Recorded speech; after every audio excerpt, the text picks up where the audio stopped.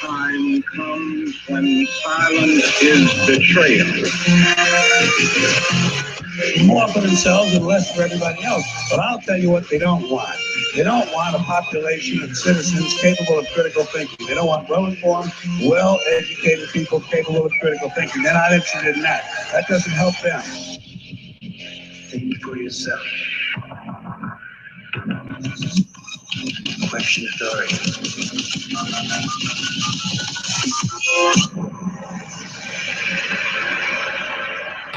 This code has been compromised.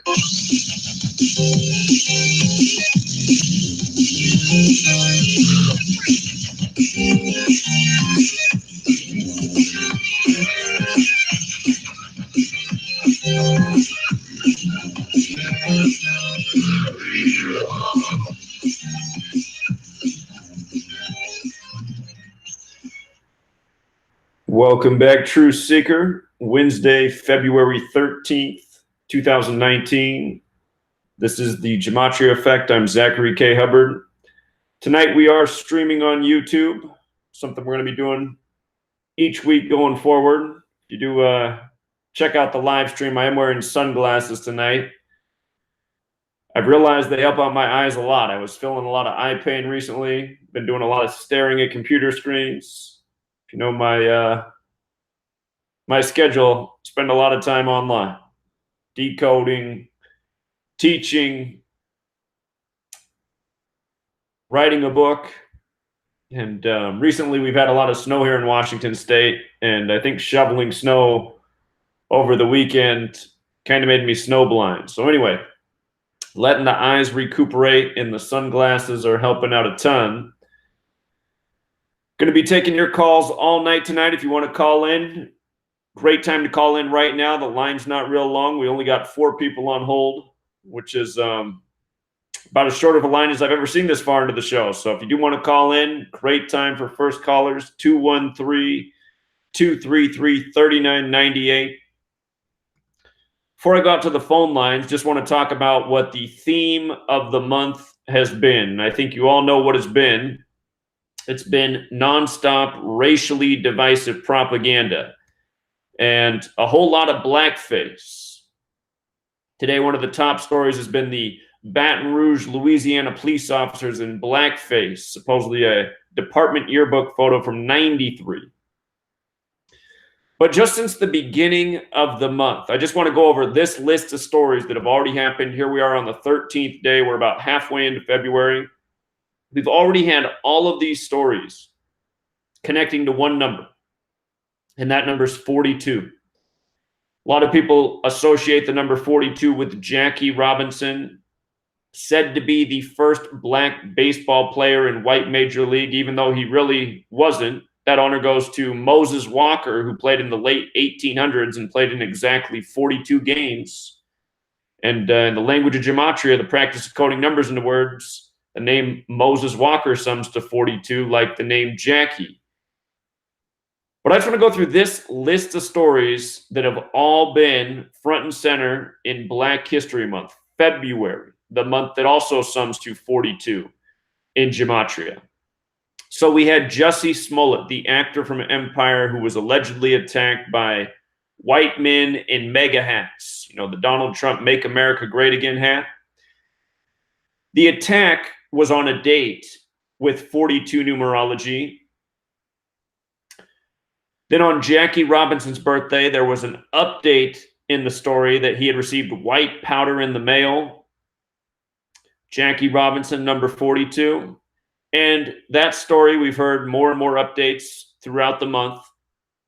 Another headline that emerged surrounding the number 42. 42 days after the anniversary of James Brown's death, which was Christmas, headlines emerged if James Brown's wife was murdered. 42 days after his death, that's when all that national reporting began. 42 days and not by accident. LeBron James, the big sports star, he got humiliated in a 42-point loss 42 days after his supposed injury, which was a ritual in itself. More evidence of the contrived world of sports by the numbers. LeBron James in Gematria sums to 42. He goes down by 42 points 42 days after his fake injury. We've had two black politicians announce for the presidency. One was Kamala Harris. She announced on Martin Luther King Jr. Day. Martin in Gematria sums to 42. Just 2 days ago, on the 42nd day of the year, February 11th, she was a top headline defending her blackness on the 42nd day of the year. For you sports fans out there, you probably remember when Mike Tyson was beat by Buster Douglas. ESPN made a recent 30 for 30 on that fight, and they called it 42-1, about a fight on the 42nd day of the year. Add in Gematria, Tyson sums to 42. So anyway, Kamala Harris defending her blackness on the 42nd day of the year. You had Cory Booker announce that he was running for president on the first day of Black History Month, February 1st, 2019. Again, February sums to 42. This year, February 1st, 2019 was also a date with 42 numerology.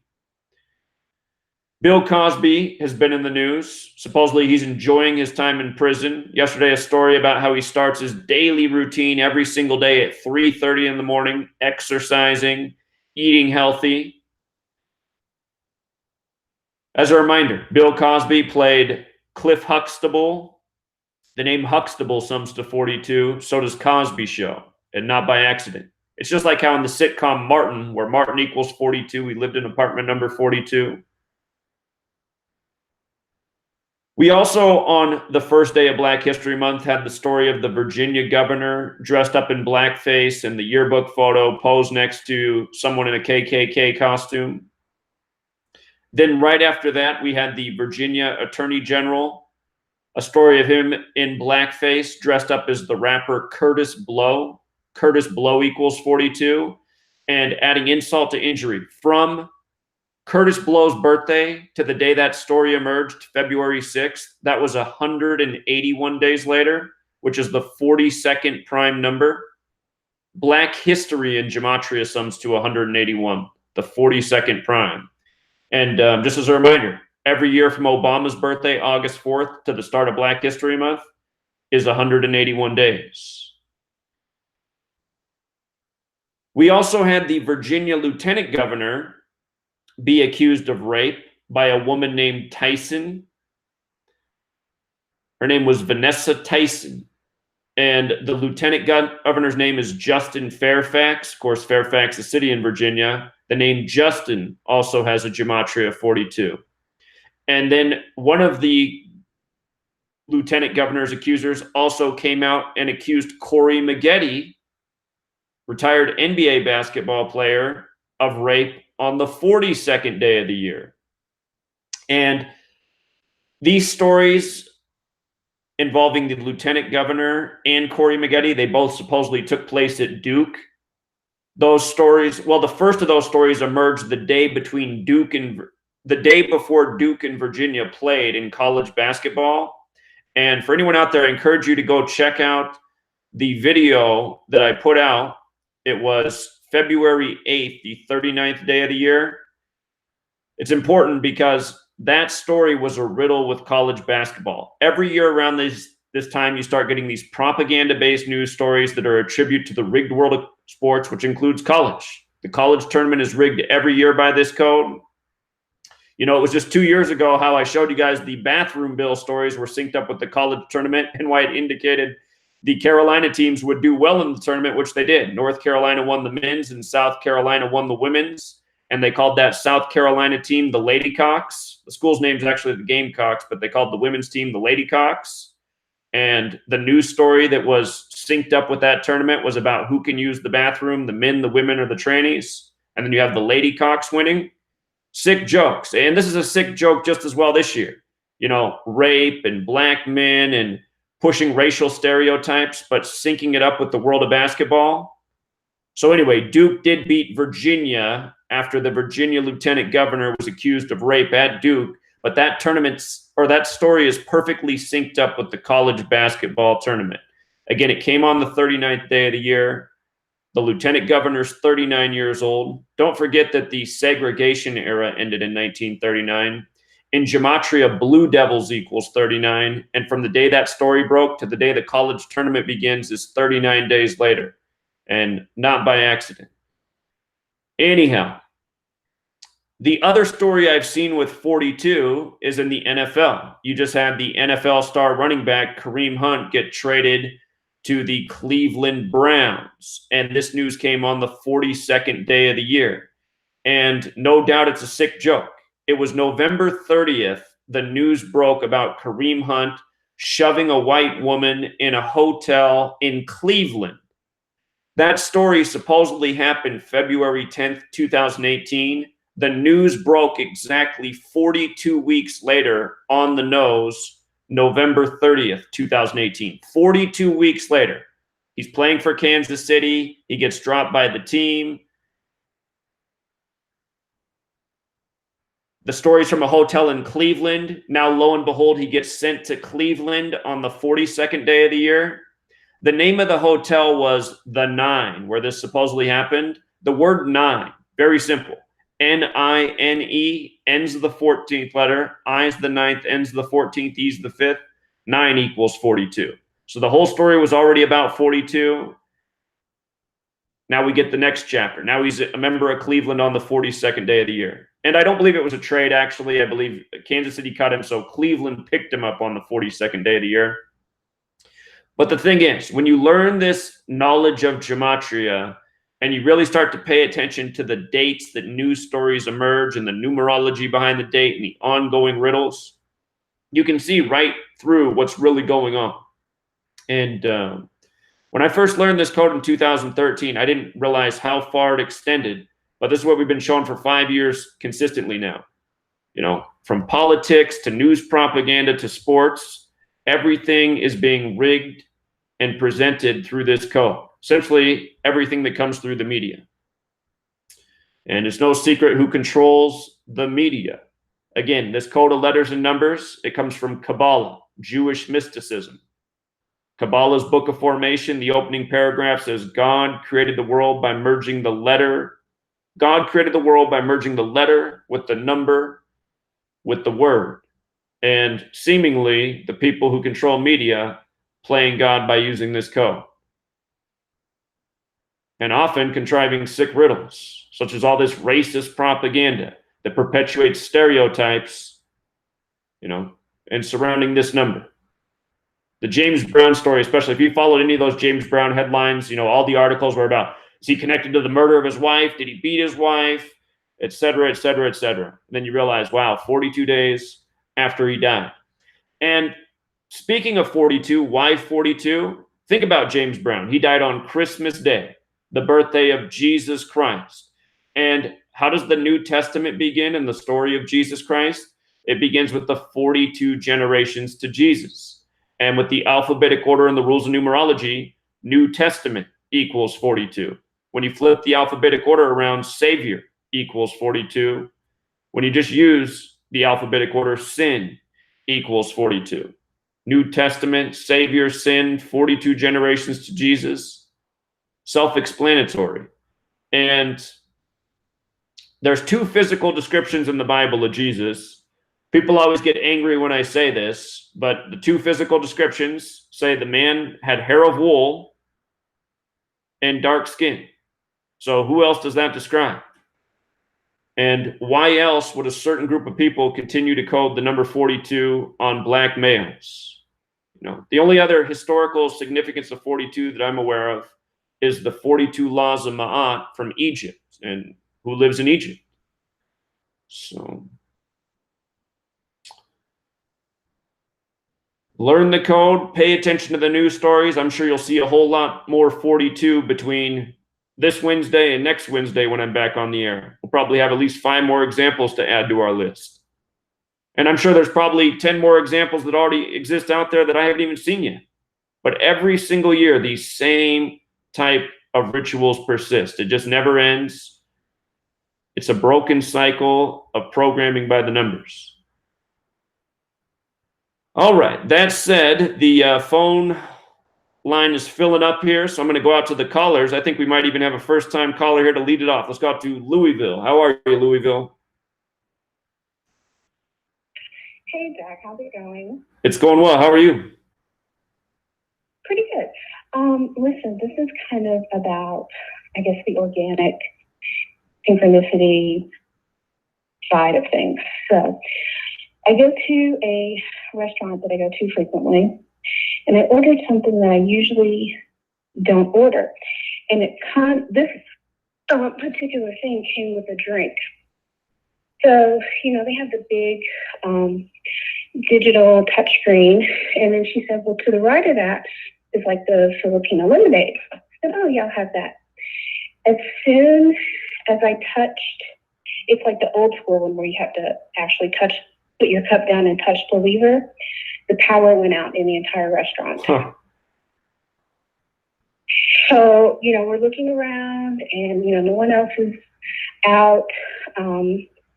We were kind of joking about it, whatever. They were like, oh, get your powers in control the next time you come in. So I left. It was still kind of weird. So I come home and I pull up the Gematria. Lo and behold, my full legal name and Filipino lemonade match in 6 of the ciphers. Huh. Weird. So the power was out for a minute, I guess, but, they had to turn off the gas and everything.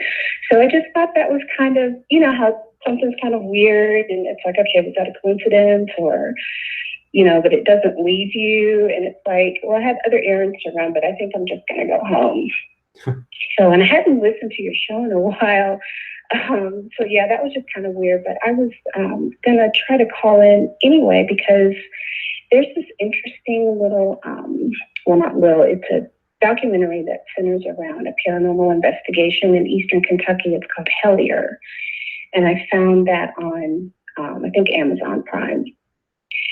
I don't want to give too much away if anybody has an opportunity to watch that. There's some really interesting Easter eggs in there about ciphers, numbers, plays on words. It's like a 5-part documentary series, but you may want to check it out. It's got some interesting stuff. Excuse me. It even brought up a book. I think they said it was written by Aleister Crowley. It was Secret Ciphers of something. I don't know if you've ever heard of that, but it looked like it was, more of invoking things, but it had references to numbers and ciphers in there. So, so just wanted to share that experience about the power going out. And then the one thing that I had never purchased matched, 6 of the ciphers with my full legal name, which I thought was kind of woo-woo. It is very interesting. We have a new caller to the daily podcast. His name's Brandon, and I heard him. Yeah, yes, he's brilliant. There's a virus in the matrix. Yeah, that stuck with me. I heard him. Right, and he's saying perhaps the world was created with grammar, and that's why we see these synchronicities, like sort of what you're describing right now. So, and that's sort of what the belief of Kabbalah is. So, we're learning as we go. Yeah, exactly. And another interesting thing is while we were waiting, this guy came in that I had seen before, and he remembered me, and he struck up this conversation about colors and astrology. So it was was that part of the synchronicity to have that conversation? And then he said, well, can you guess my zodiac sign? And I guessed it, and he was like, no one's ever guessed that before. They always think I'm something else. I'm like, oh, okay, well, I'm just going to go home now because things are a little too, a little too interesting. So let me just go home and process that. But yeah, if you get a chance to check out Hellier, it's just called Hellier, but Hellier is actually a township in Eastern Kentucky. really interesting stuff. And yeah, so you may want to check that out, just an FYI. Did you say the show was on Amazon? It's on found it on Amazon streaming. Okay. And it says season 1. It's a documentary, but it's like 5 parts, like 5 1-hour shows. Okay. Hell yeah, I'll check it out. Yeah, Very interesting. Yeah, definitely check that out when you have time. So, okay, well, that's all I had to say, and have a great rest of your show. Thank you so much. Great call. You have a good night. You're welcome. All right, take care. You too. Bye-bye. All right, looks like we got some of our favorite callers from New York on the line. How are you doing? How are you, brother Zach? Hey, good to hear from you. Missed you last week. Yeah. I had some things come up, and I might be scarce for the next little bit, but I'm with you, brother. I got to take care of some family business. Understand. But I just wanted to, first of all, ask you, how can I send money to you via PayPal?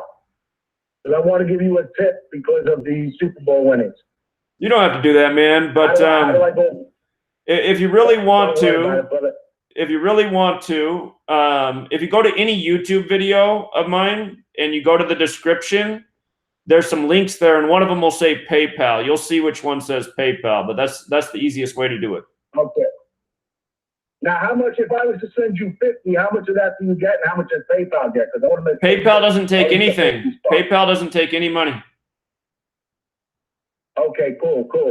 Because just for the listeners out there, because of your knowledge, Zach, I put $100 on them to win the championship and $100 on them to win the Super Bowl. I won almost $300 on that future bet for the AFC Championship, and I won $700 on the Super Bowl. Very I cool. was riding. I think I'll take my motorcycle for a ride. I went into the Meadowlands, placed the bet. Then I went and I got tickets for Broadway for my wife and I. Awesome. My kids were going to a show so it was great. But anyway, and then I made a couple of bucks with my local guy that, I got a little connection. I made about $600 there. Nice. So I won $1,600, $800 each week because of your great knowledge and your great steadfastness to the truth and cracking the code. So thank you very much, and that will be done as soon as I get off, and when I go upstairs, I'll ask my wife to take care of that for me. But I thank you so much, brother. Real quick, I want to thank you too for, I heard you speaking one day a few weeks ago about, hey, who do you listen on YouTube? And you're like, yeah, most of those people are shills. But you talked about this guy, Mad Bitter Truth. And that guy is a stitch. He cracks me up. He really cuts up the media, and he basically calls them Satan's puppets or, satanic deceivers. The guy's a trip, but he's really good. I appreciate that tip. But anyway, real quick, I just want to make sure that everybody remembers that word synonym. That's a big network of Mossad agents that are out there, and they're working very hard. And the only way this community can wake up and the world wake up, there was a guy named Jack McLam. He was a former Marine, former cop, and he tried to expose these people, by trying to alert, the former military, the current military, the current police, and the past police. These people, these are like the protected guard that we have. These people need to be woken up by what's happening. That's the only way this will work, for these people to understand what's going on. I just want to, there was a man named William Casey, and before they killed him, he said something very important. He said, we will know when our disinformation program is a success when everything the American public believes is false. And then he ended up dead in his canoe. Former CIA guy. Right. Well, listen, real quick. Did you hear the story about Tom Brady telling everybody that his wife is a witch? Yeah, it came out February 7th that they do these rituals. Yeah. Did you see what he said there while he was being shamed by the barber? What did he say? Check this out. So the barber who's cutting him for Gillette, you know, the stadium is called Gillette Stadium. Right. And I remind the folks out there that Gillette was trying to demasculinize men, okay? I forget what their garbage was, but some nonsense they were throwing out there. So, here you go. So the barber asked, are there any superstitions going into the game that you have? Is there any special things you carry into Sunday, anything you tuck away somewhere? And this is what the six-time ring Super Bowl winner Tom Brady attributes his success to. This is what he says. He says, you know, what does he say? My wife, she's somewhat about the power of intention. Like believing that things are going to happen, willing it into happening. Tom says his wife always makes a little altar for me at the game. And I have a little altar in my locker room. And because she wills it, and it's because she wills it so much, she said. He continues, hey, caller, stop, because we're going to commercial. Sit tight. We'll be right back, everybody.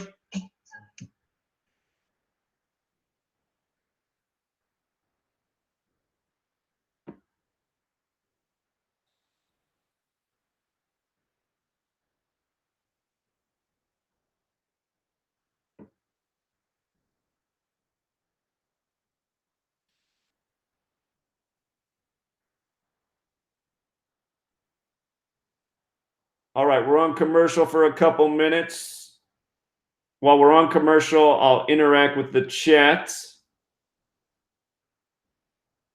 The story with these sunglasses, I actually feel bad about these sunglasses. They're great sunglasses. I got these because somebody left them in my car, and I called to notify that these sunglasses had been left behind, and nobody claimed them. So anyhow, they're nice polarized lenses though, and they're doing my eyes a lot of justice. David Wash is really hammering the trolls there. These aren't the glasses I ordered. I'm still waiting on those. Everything's delayed here because of the weather. We've gotten so much snow in Washington State. But these sunglasses are making a big difference. These are polarized lenses.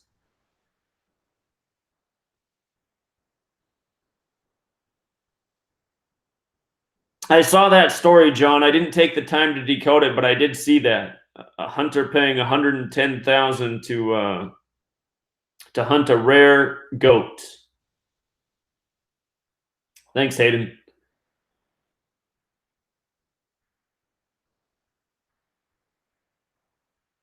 That's what I got coming, the Swanswick. That's what I ordered. Those were recommended to me, so I went out and got a pair of those. They had some great reviews. But I'm wondering, can they even be better than this? Because these have made all the difference for me. My eyes don't hardly hurt at all wearing these things. So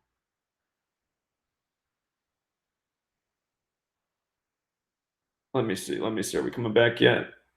We still got a minute till the show comes back. If similar words have the same gematria, does that mean the language is programmed? Well, my theory is that, yes, the language was built on this numerical code. That's why so many words that have relationships have perfect overlap in gematria. We were just talking about the word witch. Type in witch and broom in gematria. You'll see perfect overlap in all four ciphers. And our most pure cipher, witch equals 27. Caller was just talking about Tom Brady talking about his wife, you know, being a witch on February 7th, 27. And is witch also 72? Let me take a peek real quick. Yeah, witch is 27 and 72, just like broom. So what a perfect day for Tom Brady to come out and talk about that. February 7th, which can be written 2/7 or 7/2.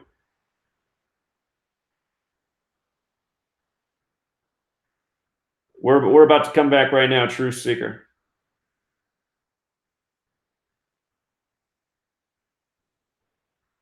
We are TFR. My destiny is all I need to prevail. Truth Frequency Radio.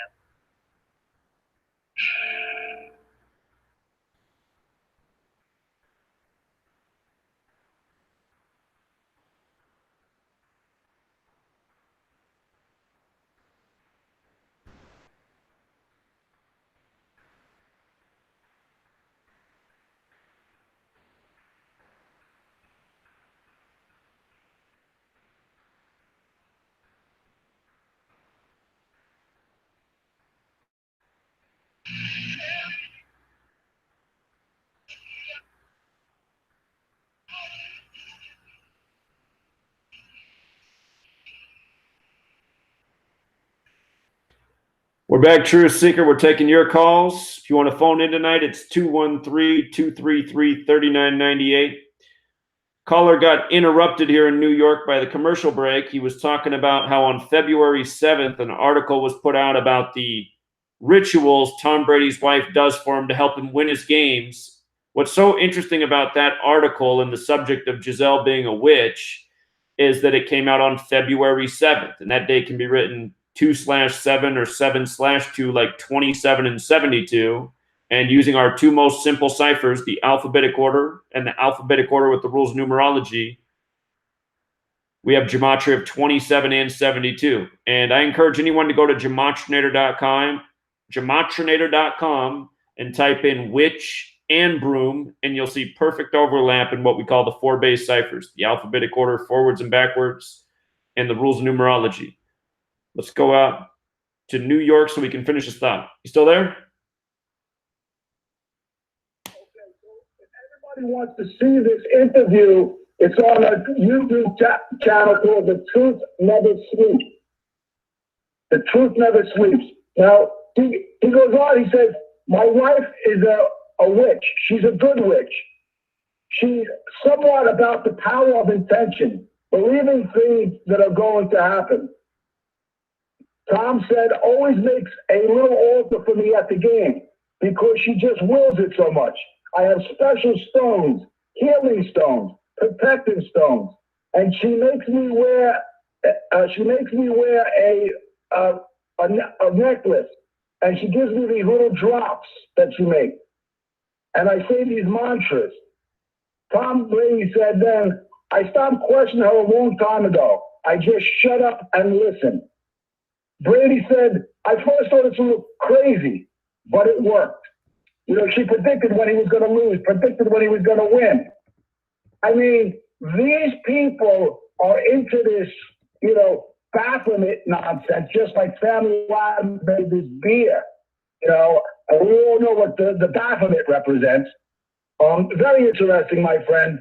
But that's all I have for tonight. I just want to thank you again. I would mail that money to you via PayPal tonight. Your work is impeccable. I'm going to continue to drop the truth. And the one thing I wanted to ask you before I got off, I'm not on Facebook, but I wanted to contact that guy from Gematria or something or whatever, Rich. I want to get his number so I can call him. I want those cards. Because I drop that knowledge wherever I go, bro. And people are receptive because I have a lot of free time. So if you can give that to me, or how I can contact him, because I don't do the Facebook stuff. The way to can you just make a dummy account for Facebook? No, I don't want to be bothered with that, man. Okay, I'll find out. Don't worry about it. I'll find another way for you to contact him. All right, brother. All right. Be safe. I'm with you. Appreciate it. Be blessed. All right, you have a good night, man. You too. Oh, I think his buddy was there. Hold on. Hey, I cut you off early. Are you still there? No, my buddy's getting engaged. He's out of town. He's met his love. He met his soulmate. Oh, the woman he'd been telling us about. Yeah, exactly, bro. He's doing it now, man. He's meeting the family this time. He met it before, and now he went back again. So I got to pick him down from the airport again on Sunday. That's funny. For him. He's got a new job, a union job. He's hooked up, bro. And big things happening for my buddy. All right, very cool. That's good news. Glad to hear that. All right, man. You have a great night. Thank you, Zach. All right, take care. What's funny is while the caller was on the line, I just wanted to look up when Tom Brady and Giselle got married.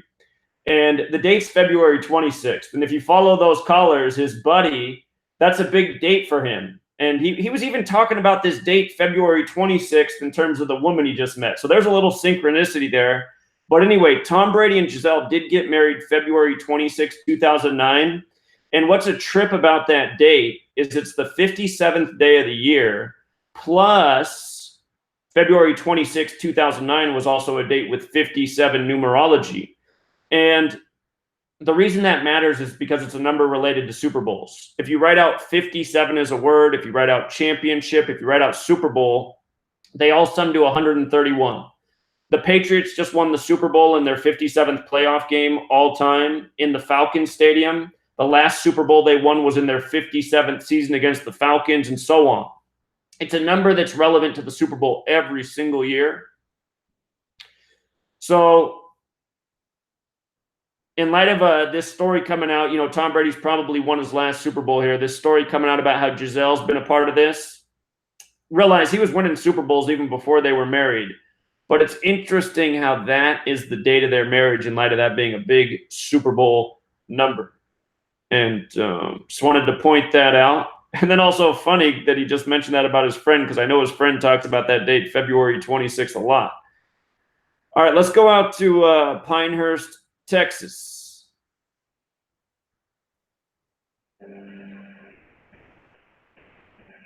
Caller, it sounds like you're driving.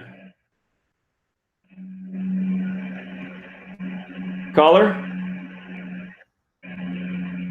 Well, maybe he's just listening tonight, but it sounds like he's on a drive. Let's go out to Gainesville, Florida. No, Gainesville, Georgia. Hey, what's going on, Zach and Gematria listeners? How you guys doing tonight? Doing well. Thanks for calling. Doing well. Thanks for having me on.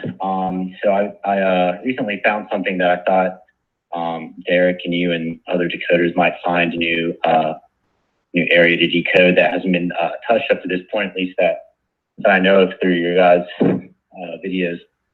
And that area is actually the U.S. code. It's actually the law, United States federal law. So I have been doing some legal research, and in order to bring, first of all, I'm in law school, and first thing you learn, first day in law school, is that in order to bring a lawsuit in federal court, the federal court needs jurisdiction over your case. And so the main type of federal jurisdiction, and I don't know if you want to type this on the Gematria if you're on it right now, it's called federal question jurisdiction. It means that there's a question of federal law that needs to be decided, which is why the federal court would have jurisdiction. And federal question jurisdiction is codified at 28 USC 1331. And as we know, 1331, there's done a lot of work with that number, how it represents a total solar eclipse, and how that number is very important to the occult, how the only day that sums to 1331 is September 30th in Jewish, I believe, and then the only solar eclipse in the year 1331 happened to be on September 30th, and the phrase 1331 eclipse sums to 1331. So Derek's done some work on this number, and I'm sure you are aware of the number as well, Zach. But interestingly enough, when you type in federal question jurisdiction on the Gematria calculator, that phrase itself has some very interesting gematria.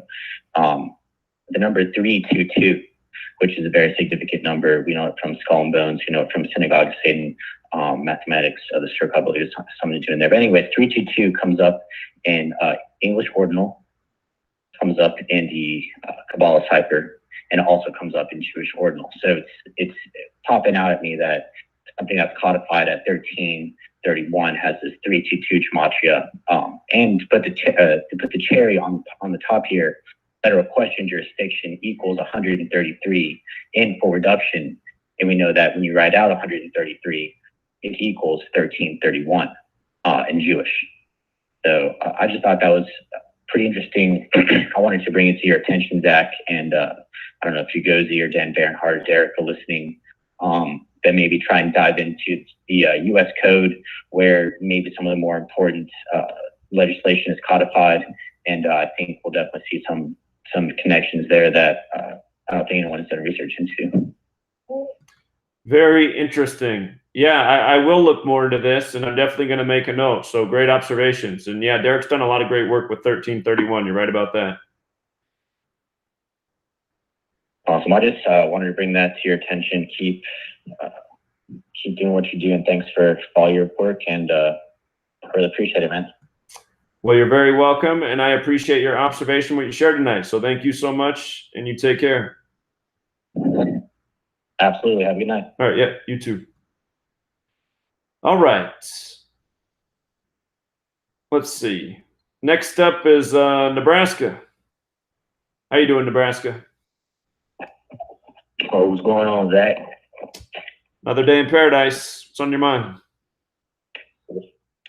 Not much, man. Just was looking at my guy Joe Gilbert's videos again on his YouTube page. The guy with the underground alkaline water reserves that he has on some land down in Florida. He was just put up another video about him sending in some more information to the Florida Environmental Protection Agency or whatever.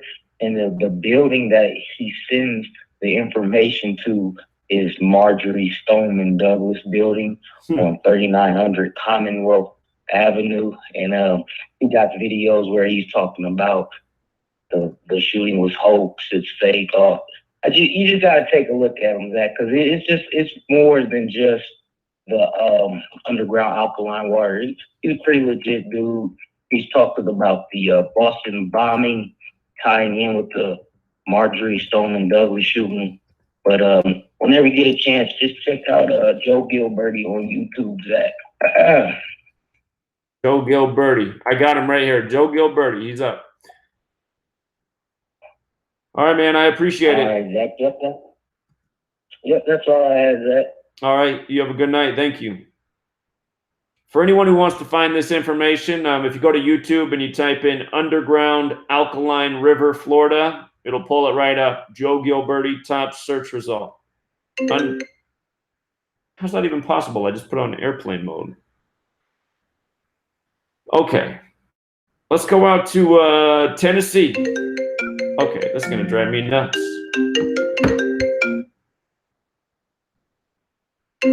Oh my God. How do I disable this? This person, I feel like this person is purposefully, how are they even getting through them on airplane mode? I don't understand this. There shouldn't be any way for that to happen. Sorry, somebody keeps calling on my other line. All right, let's go out to Tennessee. How are you, Tennessee? Hello? Yep, you're on. Hey, what's up, Dak? I'm actually at work, man. I'm just listening tonight. You don't have to come back to me or anything. All right, I appreciate it. Thanks for listening, man. You have a good night.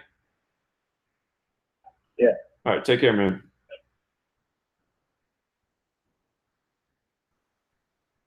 Florida?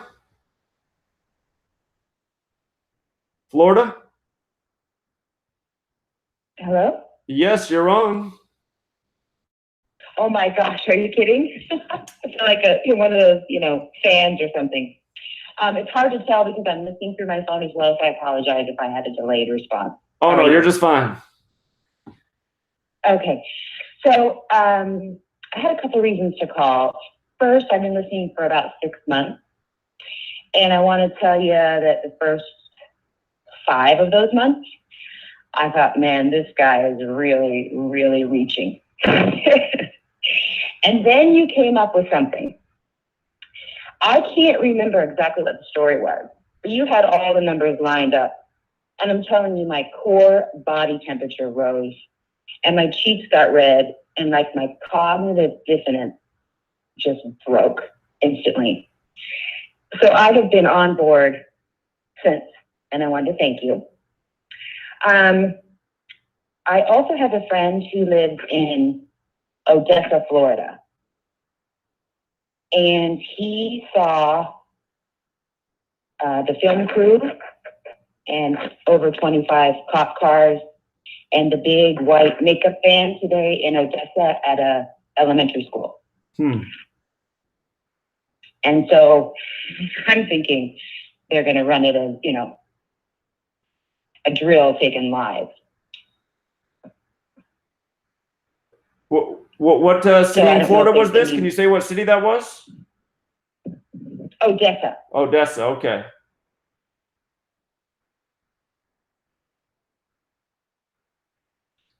Okay, and then I have your book, and I've read it twice.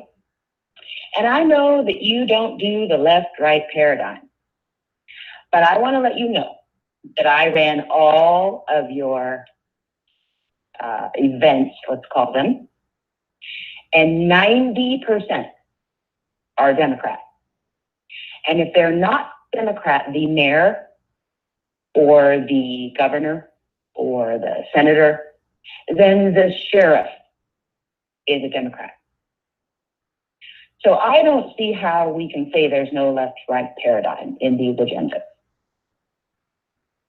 Well, that's interesting. I'll pay attention to that. I haven't noticed that it was any more to one political side than the other when talking about these rituals. I mean, politicians left and right, they all participate. I will send you the list. I looked, and I'm going to say 2 out of your over, 60 examples, or the ones I could find.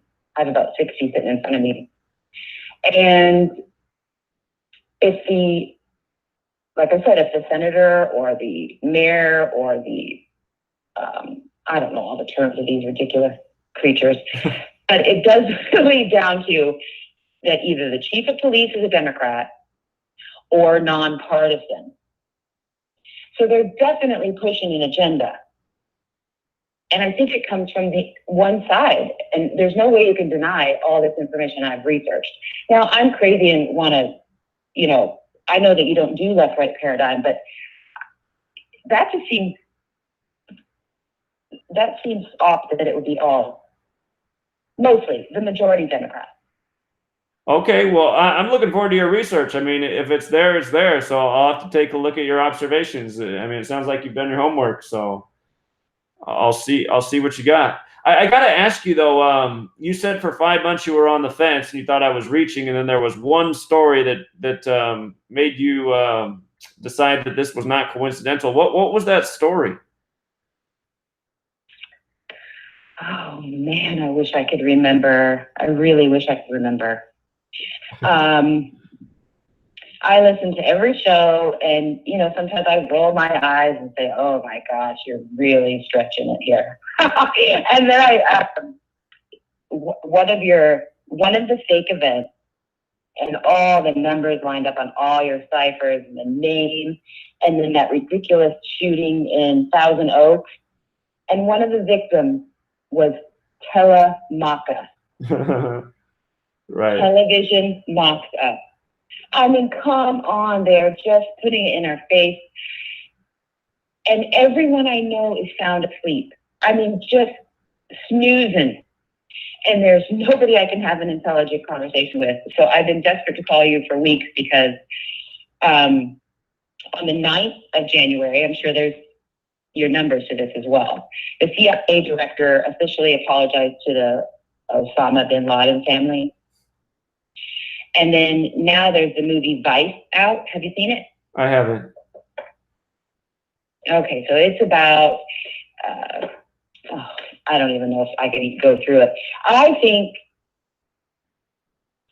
that the truth is going to come out about 9/11. And so they've got this movie Vice that basically blames it on, the Bush and Cheney. What it does is it skirts around the actual event itself. But if people aren't marching in the street after seeing that movie, I just don't understand what's going on. So, and I have a PhD, so I was fully indoctrinated for very many years.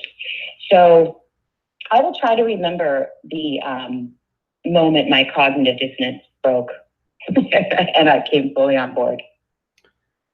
Well, I appreciate that you listened for 5 months being on the fence. I think that's impressive. And well, I knew you were on to something. And,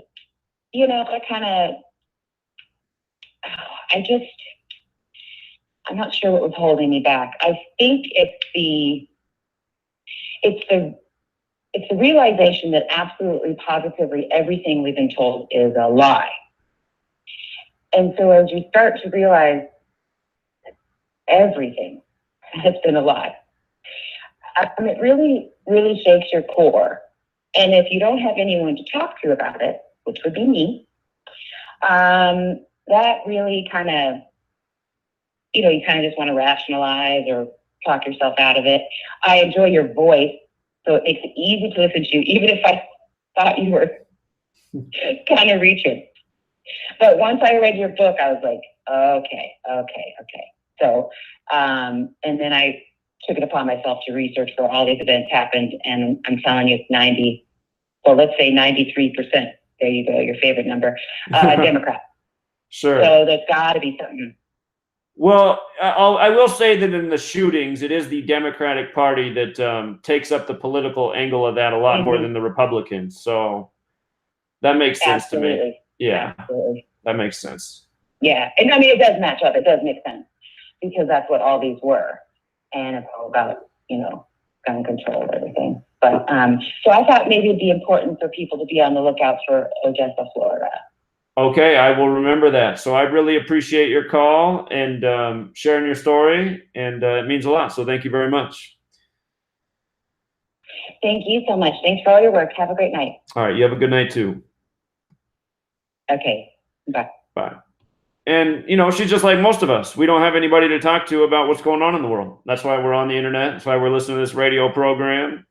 And I really do think that the next step that needs to happen is we need to figure out a way to create a community that people can realistically be a part of. And I don't know how many people would be willing to do that. But I imagine that if you were able to start a community where people could come and live and contribute and have a roof over their head and food, I imagine it would have to be an agricultural-based community, you know. Not a glamorous life, but just a life where you have people around you that are dedicated to the same thing and, you know, people you can talk to every single day. To me, that would be awesome, to wake up and live in a community and know that my neighbors care about the truth and we have a common purpose. But how many people can realistically move from where they are now to wherever this place might be? You know, so many people have families they have to take care of. You know, they have a job, they have a career. So there's so many obstacles, but I imagine that if such a community was established and you said, look, you can come here and be a part of this community. What you're going to have to do, though, is help us raise food. That would give people opportunity to say, okay, I can do that. But establishing that, it'll be somewhat of a challenge. It'll take some resources. And I really do think that's what needs to happen. Because what I imagine that could come out of that is if you had this group of people working together, living together, caring about truth, then you could also collaborate on projects. You know, I imagine that the community has a bus. You know, maybe they go out to the nearest city and they go out on the street and they pass out business cards or pamphlets, or they educate, you know, about what's going on in the world. And it just grows over time. So I think something like that has to happen to help take this further. Let me go out to Time Lord Osceola. He hasn't called in a while. He's not going by that name anymore. But my friend in Minnesota, how are you? I am good, brother. Here I am. My phone is charging, so been watching the game. But I'm good. Yeah, this is the timekeeper, or I also go by Starface. Glad to join you, brother. It's been like 3 years since I've been checking you out. It has been. Time flies, man.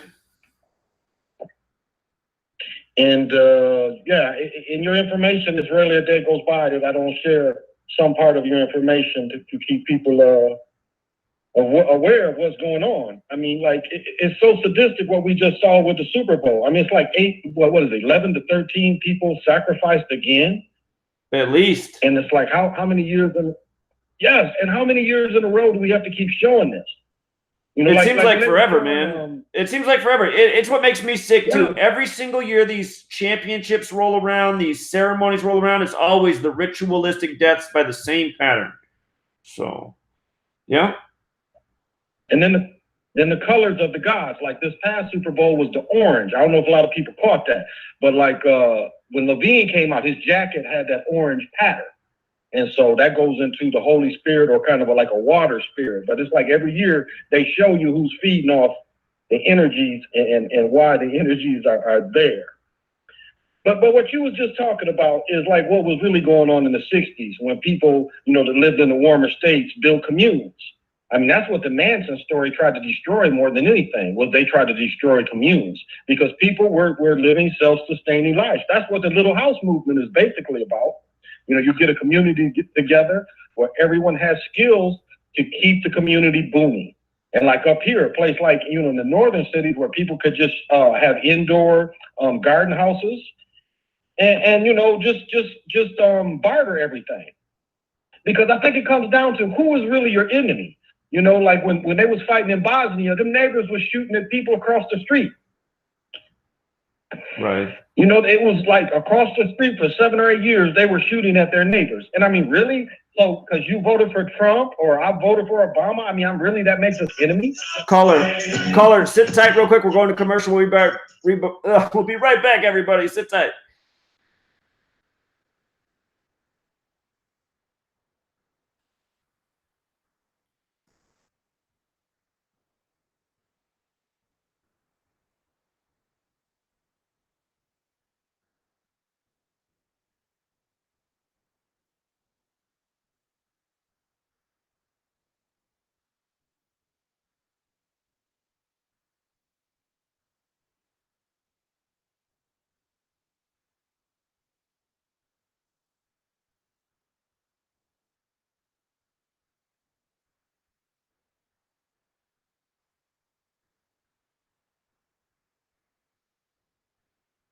All right, we're on the commercial break. Taking questions from the YouTube chat while we're on break. We've got about 2.5 minutes. Yeah, caller who just phoned in, great caller. That's what I like about my radio show. I have a lot of great callers. That's why I just let them hold the floor each night.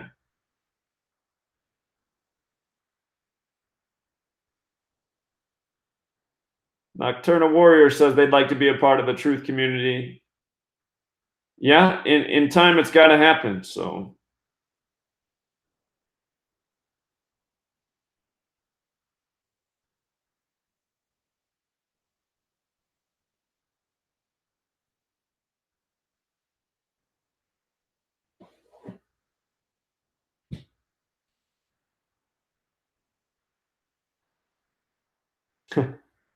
Hickok doesn't feel so alone in Minnesota when Time Lord's on.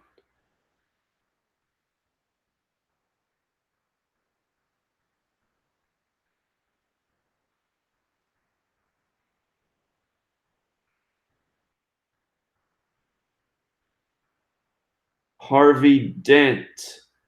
That name is so familiar. Oh, yeah, there's absolutely a spiritual angle to all this. I even have videos still up on YouTube covering that. And the last chapter in my book is about that. So, I mean, this whole thing comes from a spiritual practice, Kabbalah. So, yeah, there's absolutely a spiritual angle. And I feel that the people who use it, they use it for a spiritual reason too, but it's sinister.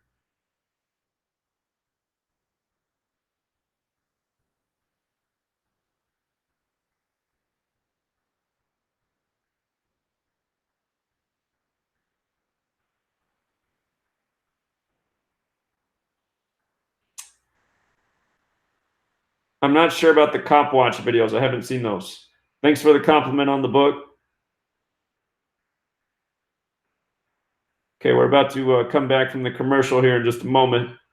Going to be going back out to the callers.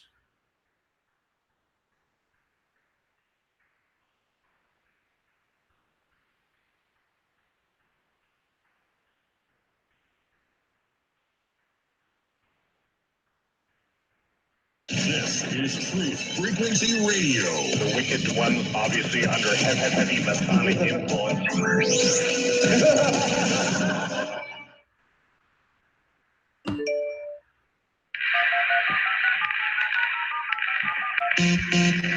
Condition orange.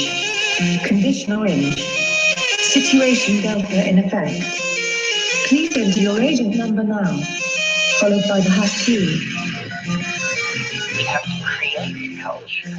Don't watch TV. Don't read magazines. Don't even listen to NPR. Time comes when silence is betrayal. More for themselves and less for everybody else. But I'll tell you what they don't want. They don't want a population of citizens capable of critical thinking. They don't want well-informed, well-educated people capable of critical thinking. They're not interested in that. That doesn't help them. Think for yourself. Question authority.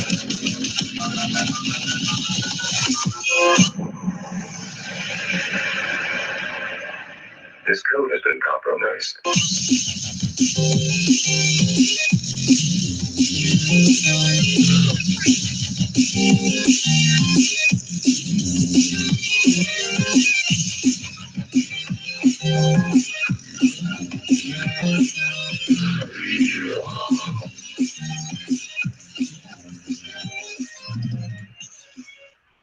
We're back, True Seeker. This is the Gematria Effect. We're taking your calls. We got 2 hours left.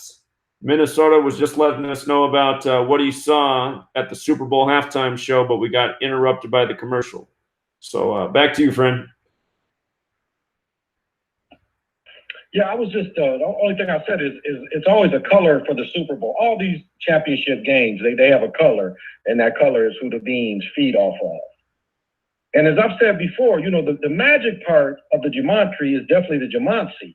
I mean, you and Derek get it by the matches. That's the pattern. That's the gematria. That's the rhythm they want to put all these stories in. And so it's always both. So they have people that practice both. You know, they do both at the same time. They make sure everything adds up.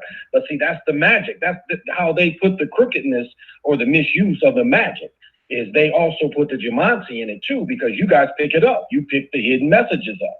And that's the magic of it. And, you know, again, like when you talk about triangular numbers, it just resonates so high because the judges in gematria and are the triangular numbers. It's a way you can take your own idea and put it in each judge or each triangular number, and your idea lives. And then as you go through the 7 patterns of the judge, that's how you see if what you're trying to do is going to be favorable or less favorable. And so this is how this all intertwined.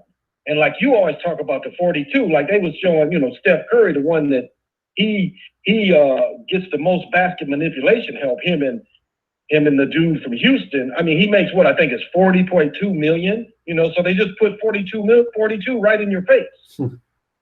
I mean, even the band player, Connie Hawkins, you know, even though they banned him in the NBA, he was still marked in the other leagues with the number 42. Or as you know, the 32 Jim Brown. Right. And you can see the numbers, the person's career by the number they give you, just like they gave that Newt Harris dude 33. He's in Philadelphia and he gets 33. That's not by accident. I mean, that's the clear code. Right. And so I just thank you. That's all. Let me get a little bit into this. Okay, so in America, you know, we have the mounds. I mean, it's proven the mounds are all over.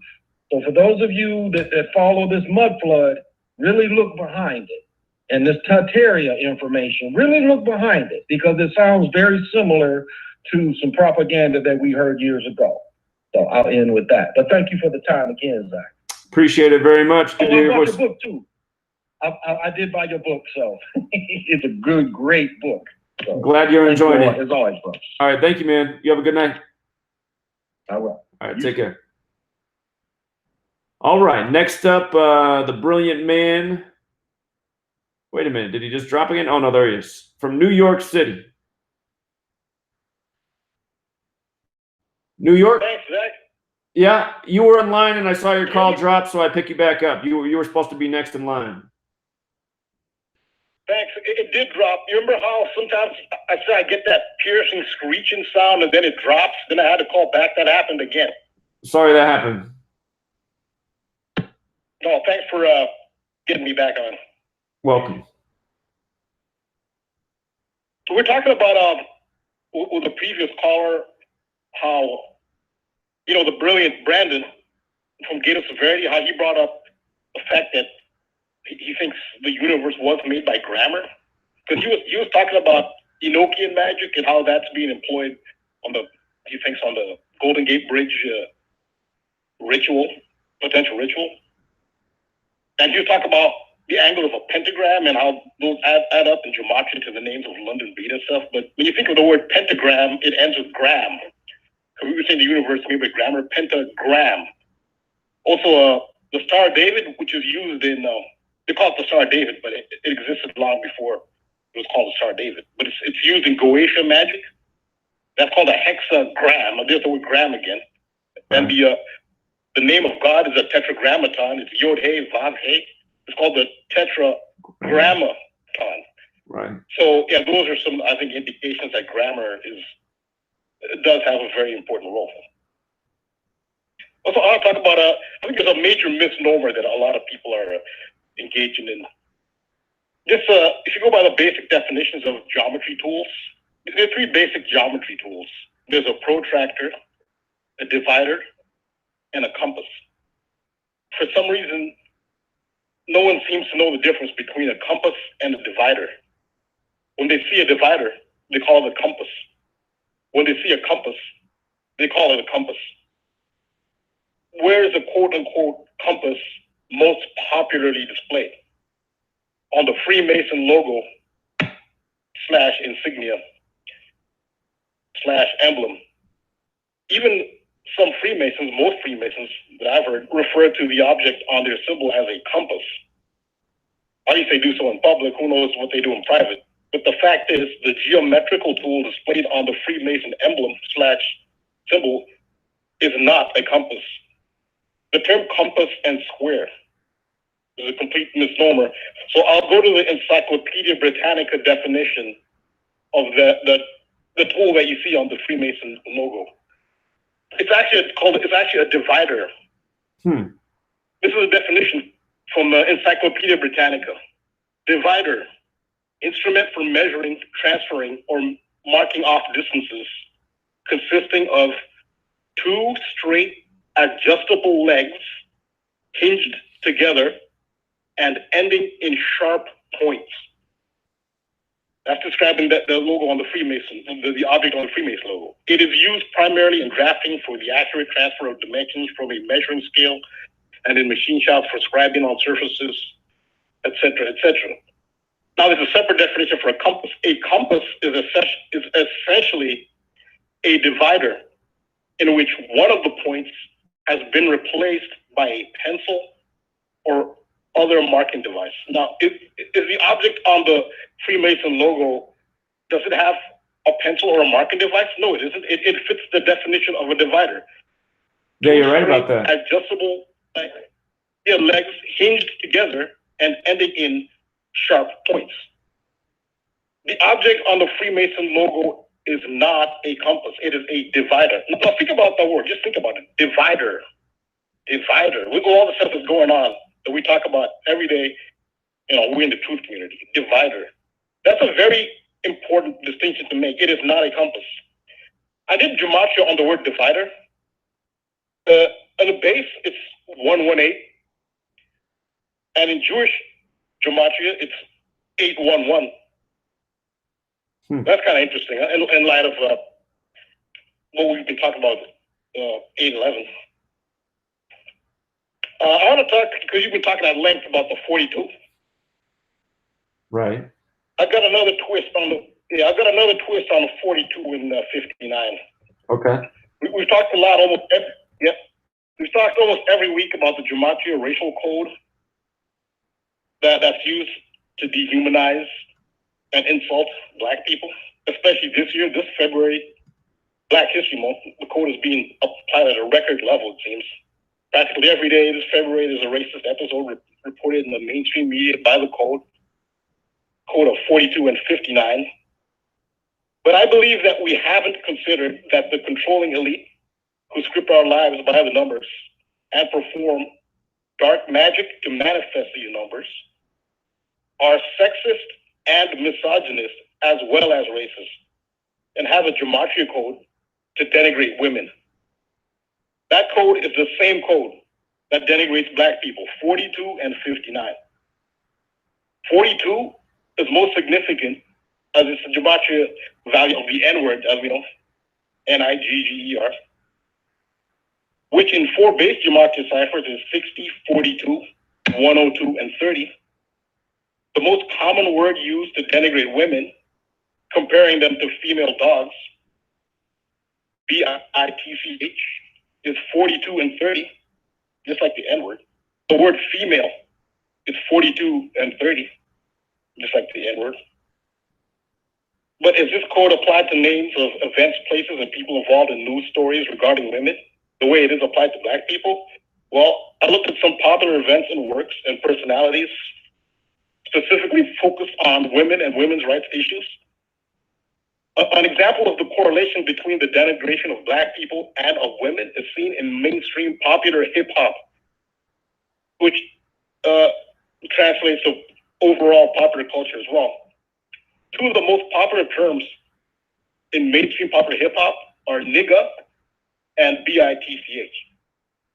That's not a coincidence. A very popular fictional female character in pop culture is the relatively recently created accomplice and partner to the Joker supervillain of DC Comics, Harley Quinn. Her popularity peaked after the release of the 2016 movie Suicide Squad.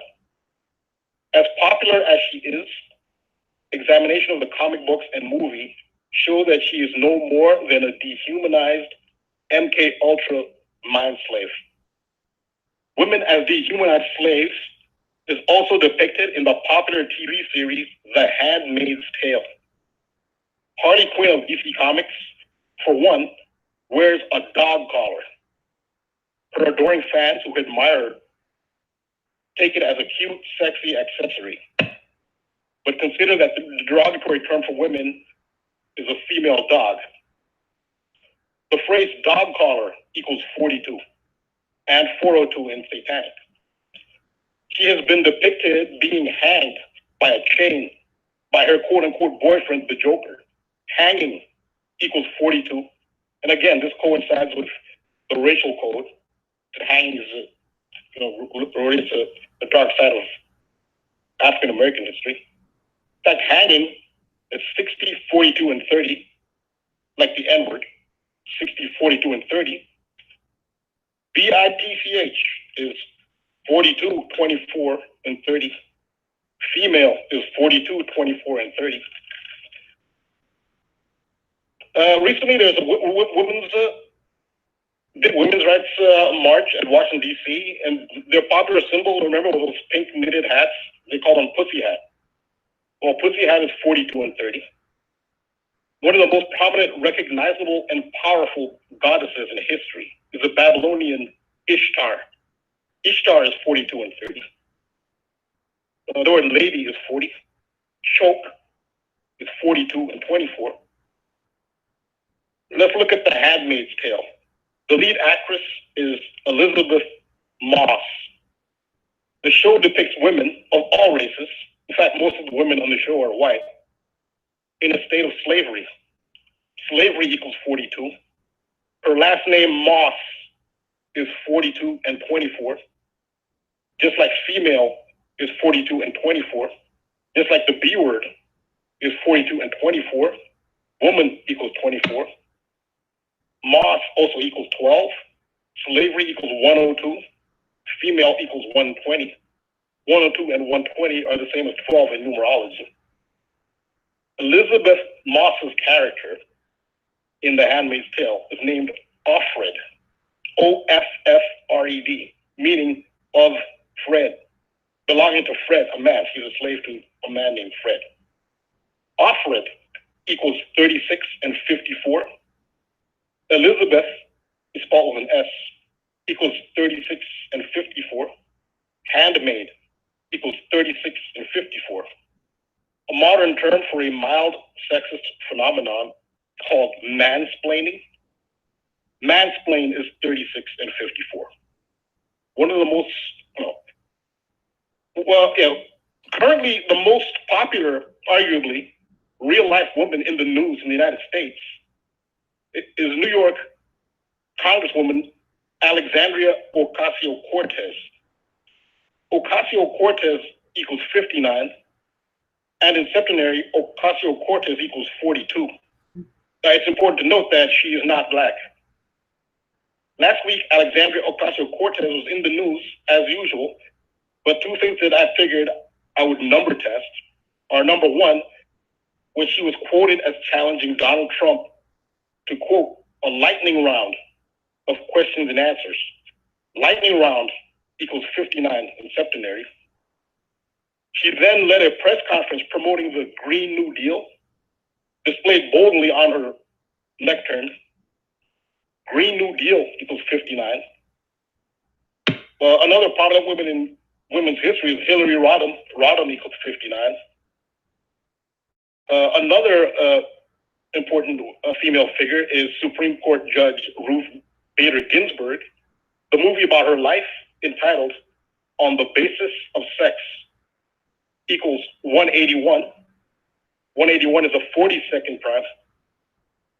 The movie is directed by Mimi Leder, Leder, in Jewish ordinal, a very important and utilized cipher. Mimi equals 42, Leder equals 42. Ruth Bader Ginsburg's daughter, Jane equals 24, like woman equals 24. Choice equals 24. Choice is a big word. It's a critical women's rights issue. Female equals 24. The B word equals 24. Moss equals 24, the reflection of 42. Ruth Bader Ginsburg's daughter, Jane, is played by a famous actress, Kathy Bates. Kathy Bates equals 59. One of the pioneers of the American women's rights movement is Susan B. Anthony. Susan B. Anthony in septenary is 42. The phrase Me Too movement is 59. Speaking on 277, which is the 59th prime, a popular sexist phrase, a woman's place is in the kitchen, equals 277. Again, that's a 59th prime. Planned Parenthood equals 277. The phrase women's rights movement equals 277. Lastly, and this is an interesting synchronicity, the term mansplain. It's a new term to describe a condescending tone by men talking to women. And a popular media figure, celebrity, representing justice for exploitation of women is Bill Cosby, who got imprisoned for multiple rapes. In Gematria, mansplain and Bill Cosby have a perfect match. Bill Cosby equals 99, mansplain equals 99. Bill Cosby equals 36, mansplain equals 36. Bill Cosby equals 144, mansplain equals 144. Bill Cosby equals 54, mansplain equals 54. So yeah, I just took a quick look to see if the code applies to females, and it does seem to. Absolutely. What you're saying is actually a point that I made probably 4 or 5 years ago. And when you went to the rap lyrics and made the point about the B and the N, I made that exact point probably 4 or 5 years ago. And I wondered the same thing, because at the time I also said, I mean, think about it. I mean, these numbers are coded on Black people and women. And think about it. They're the people that have had the least rights in the history of this nation. And for some examples of 42 and 59, think of Rosa Parks. Her birthday's, she is a Black woman. Her birthday's February 4th, 4/2. She supposedly died in Detroit on the 42nd parallel on a date with 59 numerology. We just passed the anniversary of the death of Whitney Houston, who died on the 42nd day of the year. And there's a lot more examples. But yeah, I think you're absolutely right. And it's a point I haven't made for a long time, so I'm glad you did. Yeah, there's also another, since you brought up Black women, there's another synchronicity. If you write up the phrase Me Too movement and compare that with the phrase Black woman, both of them are 175, 58. And, Me Too movement is 59, Black woman is 95, the reflection. But they're both 175 and 58. So Me Too movement and Black woman both match up in Gematria. Something else. Great call as always, friend. I appreciate it. Keep up the great work. As a reminder again, the object in the Freemason logo is not a compass. It's a divider. I just want to leave that as a reminder. And that's a great point too. So I've never heard anybody refer to it as a divider, but after reading the definition, you're right. It fits the definition of a divider because there is not a pencil in the logo. So yeah, absolutely great point. All right. Thanks again for having me. Have a great rest of the show. Thank you. You just made it a lot better. You take care. All right, we got 5 minutes till the break, and next up is Richmond, California. Oh wait, maybe. Hello? Hold on. What did I do? Hello? Oh, well, I hit the wrong button, so you're on. You're on now, New York. What's up, New York? Hey, what's up? Hey, what's up, Zach? I really ain't got too much tonight. The only thing I saw that caught my attention was our favorite pharmaceutical company, Purdue Pharma. They just recently got a patent for a drug that is supposed to make people not want opium or whatever. And I'm thinking to myself, y'all created the opium crisis. Now y'all get the patent. Y'all gonna make money off the patent. Did you see that story? I did. That's how they do it. Control all sides. It's just like how they purposefully make us sick by putting these chemicals in our food, and then they got the treatment for it. It's just like total exploitation. And you really don't hear about Purdue Pharma. Every once in a while, you might hear about Purdue Pharma in the news. What made me catch my attention about Purdue Pharma? Because when El Chapo got locked up, you know, when all they go up there talking about we gonna bust all the big drug dealers or whatever. So well, you're not busting Purdue Pharma. They the ones who created the opium problem in the mid-90s. They knew it was addictive, and they still marketed it. And I didn't know they got sued in 2006 too. Did you know they got sued in 2006? I did not know that. Pharma? I didn't know that. Yeah, and they got and they still doing it. So I just wanted to bring that up because that caught my attention. Great observation. Yeah, great observation. All right, that's it, Zach. All right, man. I appreciate it. You have a good night. All right, let me go out to Richmond, California this time. How are you? Hello, can you guys hear me? Yeah, you're on. I'm good. Yeah. What's up, man? I just recently got into your show. I'm actually like a new listener. I have a lot of questions. Obviously, we don't have a lot of time. Is there a particular topic that I need to follow, or can I just sort of? It's open night. Whatever you feel like, man. Things. Cool, man. Well, firstly, I just wanted to say I'm a skeptic. I always have been pretty skeptical about anything related to this, specific topic of hermeticism, and not to say that, obviously you I believe from what I've heard, you study this thing called gematria, right? So, the encoding of letters and words basically, or, the way around, whatever. But yeah, I just wanted to say, firstly, I actually heard you on the show that I agreed with what you actually said when you called, but yeah, I've only listened to your stuff maybe about a day or so. So there's a couple questions I wanted to ask, but just as a heads up, I appreciated what you said you called on a radio show, or it's not a radio show, but it's a YouTube channel. I know what you're saying. You said like, hey man, yeah.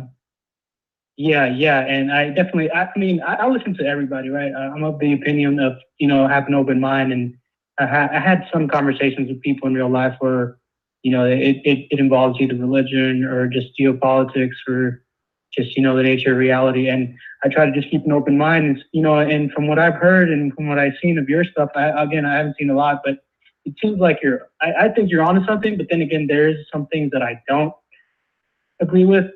But overall, well, firstly, are you familiar with other channels? Is that something you kind of look into, or do you just strictly, are you just, kind of, because it seems like you're really focused in your particular study of of gematria, but do you listen to other channels or watch other channels? Not very often. I don't have a lot of free time, so.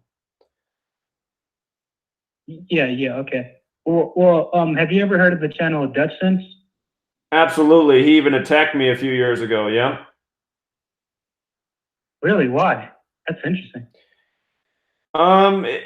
Sometimes I'll put out a date. I'll say, look for an earthquake on this date. And I've been right about that before, because a lot of the suspicious earthquakes fit by a pattern. And it was after one of those incidents he came out and said something like, this works. I'm a crackpot or something. So. Okay, yeah, because like I said, yeah, I'm fairly new to all of this, and the only thing that I think lends credibility to your, I guess what you're trying to prove essentially with this, not that you're trying to prove this, because again, if this will happen to be the nature of reality, then it just means that you just kind of came about it because just in my personal perspective, from what I listen to you, it's kind of like, okay, they're just numbers, right? But I mean, obviously, I understand there's a theme and there's like a structured set of, things that you need to follow. But, like, again, to my point, the only thing that really lends credibility to you is just, from what I've seen is your false facts, the ones that you sort of, I mean, that's like crazy, man. It's like, whoa, there's got to be something to it. But yeah, but like, here, caller, we're about to go to commercial right now. The commercial's about to kick in, so sit tight. I'm going to hold you over the break, and then when we come back, hit me with your questions because I'll definitely answer them. So we'll be right back, everybody. Just a moment.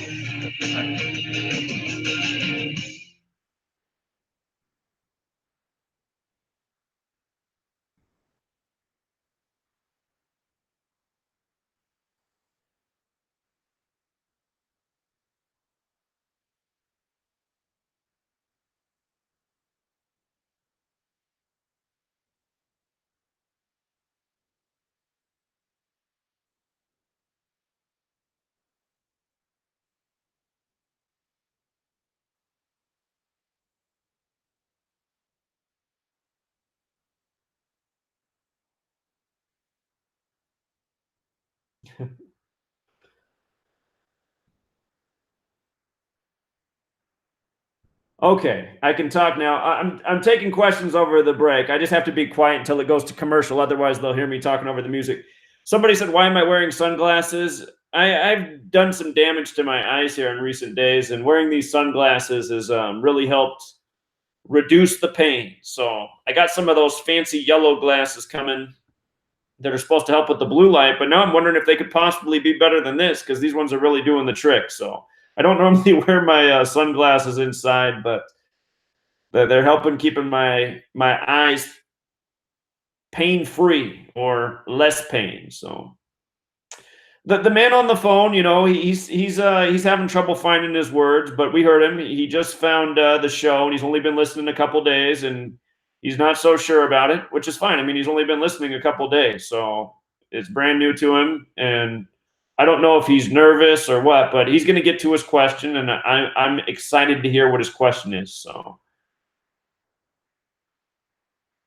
hold on, let's see. I've recorded an audiobook preview of your book, Letters and Numbers. John Loth, yes, you told me you would do that. If you can call me, not right now, but call me at 509-731-0567, and keep calling me until I pick up. You can even call me after this radio show's over, if that's possible, if it's not too late, or tomorrow, just whatever works. I'm excited about that. Very cool. I'm amazed that you did that already. It's a long book, so that must have been a ton of work. All right, we've got about 45 seconds until the commercial breaks here, or over. Thanks for the support, everyone. I appreciate the compliments.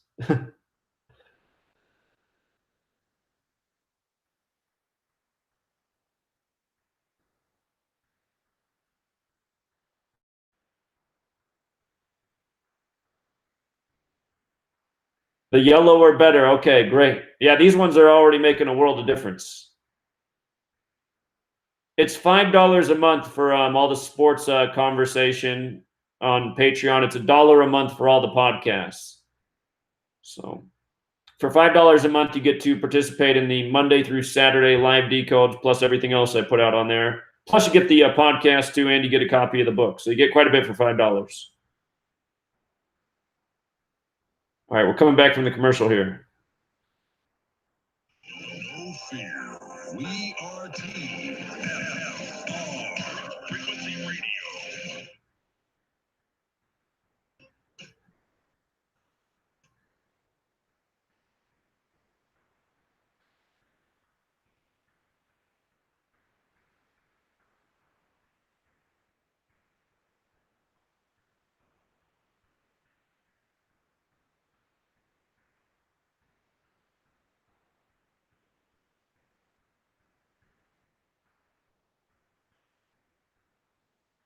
All right, Truth Seeker, we're back. It's the midway point. We got an hour and a half left. We're taking your calls all night. It's 233. Wait a minute. I can't think all of a sudden. It's 213-233-3998. 213 is the area code, 233-3998. That's the number to call in. We got a first-time caller. I did something that was kind of a-hole-ish. I called into a YouTube talk radio show. The channel goes by Lift the Veil, pretty popular channel. And maybe a month or so ago, somebody alerted me that he said he wasn't very much into Gematria. So I made him a video, and I was hoping he'd check it out because he was real into the Kevin Spacey Christmas Eve story at the time. So I made him a video showing how you can really see into that Kevin Spacey story, and I was hoping he'd watch that video. So I called him up to see if he'd watched the video, and he said, "Oh, no, I haven't." And I'm thinking, man, you haven't watched that video that I made for you? And, you know, this guy, he likes to talk about the news as if it's real and get into these stories. And he's been going after the Jussie Smollett character and talking about Joe Rogan and Alex Jones. Anyway, so I called him up and kind of gave him a piece of my mind for putting down Gematria, because the caller who's on the line right now, who we're about to go to, he's only been here for a couple days, so he's still on the fence. Anybody who's been following this work for any period of time knows how relevant this work is. I mean, the news is scripted every single day this way. The elections are rigged this way every day. We've called 5 years of straight championships in all sports, college and pro, from months before the championships happen, understanding this code. And even the scores of games. There's so many things that are rigged by this code. It's completely undeniable knowledge. And the guy called into, you know, he makes these comments like, it could all be coincidental. No, it couldn't. It couldn't be coincidental what we've exposed. It's impossible. Some things could be coincidental, and I'll even mention that on my podcast. I'll say this part could be coincidental. But what's going on, the way that the people who control our media and government and sports leagues use this knowledge, definitely not coincidental. I mean, any possibility of coincidence was destroyed 5 years ago. So, caller, I'm coming back to you now, and if you can hit me with those questions, we can just get right to the questions you have, I would appreciate it. And I understand why you're on the fence. Like I was just telling the chat on YouTube, you know, anybody who's only been here for a few days, I mean, of course they're going to be on the fence. You have to witness this stuff over a period of time. I did months and months worth of research before I came to any conclusions. So you can't know within a matter of days, but please go ahead with your questions. You're back on, friend. Well, yeah, actually, firstly, what I wanted to say is, can you guys, I hear like an echo for some reason. Well, do you have the YouTube video on in the background? No, it should be off. Yeah, I'm away from my computer. Actually, well, it worked. Well, it's working now. But yeah, well, firstly, I just wanted to say I actually do agree with your basic notion of what you were saying when you called in on that show, that there's basically what you were saying, there's a lot of people that are pretty much not doing crap. I agree with what you said in that, because, you know, a lot of people in the truth community sort of, I had the same issue with the community where I see a lot of people just talk and speculate and this and that. There's never nothing really concrete, you know, something evidence-based, because essentially I want to see evidence, right? Secondly, I didn't say that what you're presenting here or what I've heard from you, that it's a stretch. I'm just saying that, you know, because again, your predictions, I'll admit it, obviously, your predictions of, you know, whatever you have predicted have pretty much been on point, right? So, you know, just so there won't be like a miscommunication there. Like I'm not, you know, I'm fairly new, but I do understand from what I've seen, you're pretty much spot on. So you know, if anything, I just wanted to kind of clarify that. But, you know, my questions are really just basic, I guess. They're not necessarily, you know, into your field of expertise, but basically, do you know who William Cooper was or is? Yes. Do you agree with his research, or is there some aspects that you don't agree with it entirely? Some things I absolutely agree with. I mean, he was spot on about 9/11. He told people, you know, there's probably going to be a big event. They're going to blame it on Osama bin Laden, and don't fall for a minute. And then he was killed reportedly in a shootout in Arizona, November 5th, 2001, not long after September 11th. So that's very suspicious. I'm not sure about all of his alien research, but there's a lot of things that he covered that I think he's right on about.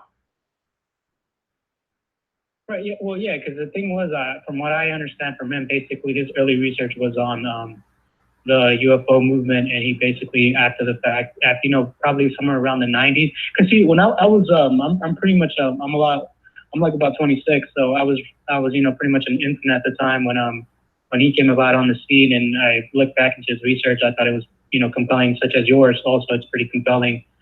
Just think about it, or at the very least, consider it. Because again, you understand the patterns.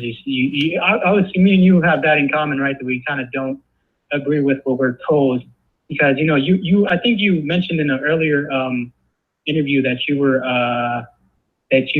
I think in barely out of high school, or just barely going into college when 9/11 happened. I was like about 10 or 11, and even when I was that young, I was just like, man, that's crazy. How'd they get through the security? What happened to the airplanes that are there to secure? At the time I didn't know it was NORAD, but after the fact I was like, oh yeah, that's what it's called. So we have that in common. But yeah, I just wanted to get your opinion on that. And then also, what do you think is the ultimate? Because obviously this is used as an instrument, right? And it would make sense in my head as to how this essentially, if there is a code that is creating this reality, it makes sense to me that from your perspective, that this is basically used to control us. What do you think is going to be the end goal of all of this? And is there any way we can break out of this other than obviously exposing them? But because I feel like even if we try to expose them, there's some people that will bite on it, be like, yeah, that's cool, and then because obviously I don't need to tell you, a lot of people in this movement, you get a lot of people where basically most people don't care. There's some that do, and that's sort of the thing. That's sort of my ratio of like maybe 90% of people don't care, 10% of people care. And it kind of comes down to that because again, if you're, because I'll definitely hear you out. I'll definitely listen to all your information and gather more evidence and ultimately make a conclusion. But yeah, I just wanted to see your take on that. Like, do you think what's the ultimate end game on this, and if there is a way to break from it? Because again, another thing that lends credibility to you. I mean, even when I was younger, like ever since the 90s, like it seems like time goes on and it just gets worse and worse. You got to pay more rent, food goes up. We're not winning in any way, shape, or form, because that's the thing I always kind of hated about, people in this movement. They always say like, oh man, a lot of people are awake, or a lot of people waking up. I'm like, yeah, man, I don't see it. I hardly see any, really, to be honest with you. So, that's something I don't know if you would consider, but yeah, back to my question. Sorry, I don't mean to ramble. I just want to get, all my ideas out and not take too much of your time. But yeah, basically, what do you think the end game is, and how can we move away from this and obviously stop it? Because ultimately, I don't care what race you are, whatever, we're all pretty much in the chopping block, essentially. Us as common folk, throughout the world, it's them against us, essentially. They want to control everything for whatever reason. But yeah, that's my question. Sorry about rambling. Sure. No, it's okay. All right. So I'm going to answer your question off the line. I appreciate you calling in, and thanks for listening. So let me answer your questions right now. So what's the end game? Very possibly we're in the end game right now. That this stuff didn't just start at the beginning of this nation. This nation's part of an ongoing agenda of world domination and controlling the people of the world and enslaving humanity. And it's been done under monetary systems. All of us here in this nation and many of the nations of the world, we grow up, we have to go to state schools, we get told what to think, what to believe. We get told to be obedient to our government, to grow up, to get a job, and to pay taxes. And all of us who work and pay taxes, about a third of the year that we spend working, the revenue, the wealth we generate, it goes to somebody other than ourselves. That's a lot of time. That's a lot of man hours worldwide going towards somebody else's purpose rather than our own. And, that's why we have a world of literally haves and have-nots. There was just the stat the other day about how 26 people have as much wealth as over, 3.5 billion people? So half the 26 people have as much wealth as half the planet. I mean, that's insane. 26 people fit in a room. 3.5 billion people, where do they fit? Imagine if 3.5 billion people were in the United States of America. There'd be people, people on top of people throughout the whole nation. So it can get worse. Is this the end game, or is it going further? Are they going to use and exploit us until the day they don't need us anymore? So I think it's all about control and usury and what you see today in the world. And the component that I wonder if the encoding of the propaganda and the history and what we get every single day, I wonder if by encoding these numbers, it has a subconscious impact on the populace. The way it's felt to me, you asked me how old I was when September 11th happened. I was in my second week of college. So I was just barely out of high school. I was just barely 18 years old. And I soon started to feel like I was a character in a Disney movie after September 11th. That's the way I would explain it to my mom. My mom was like one of the only people I could talk about the lies of 9/11 because she saw it too.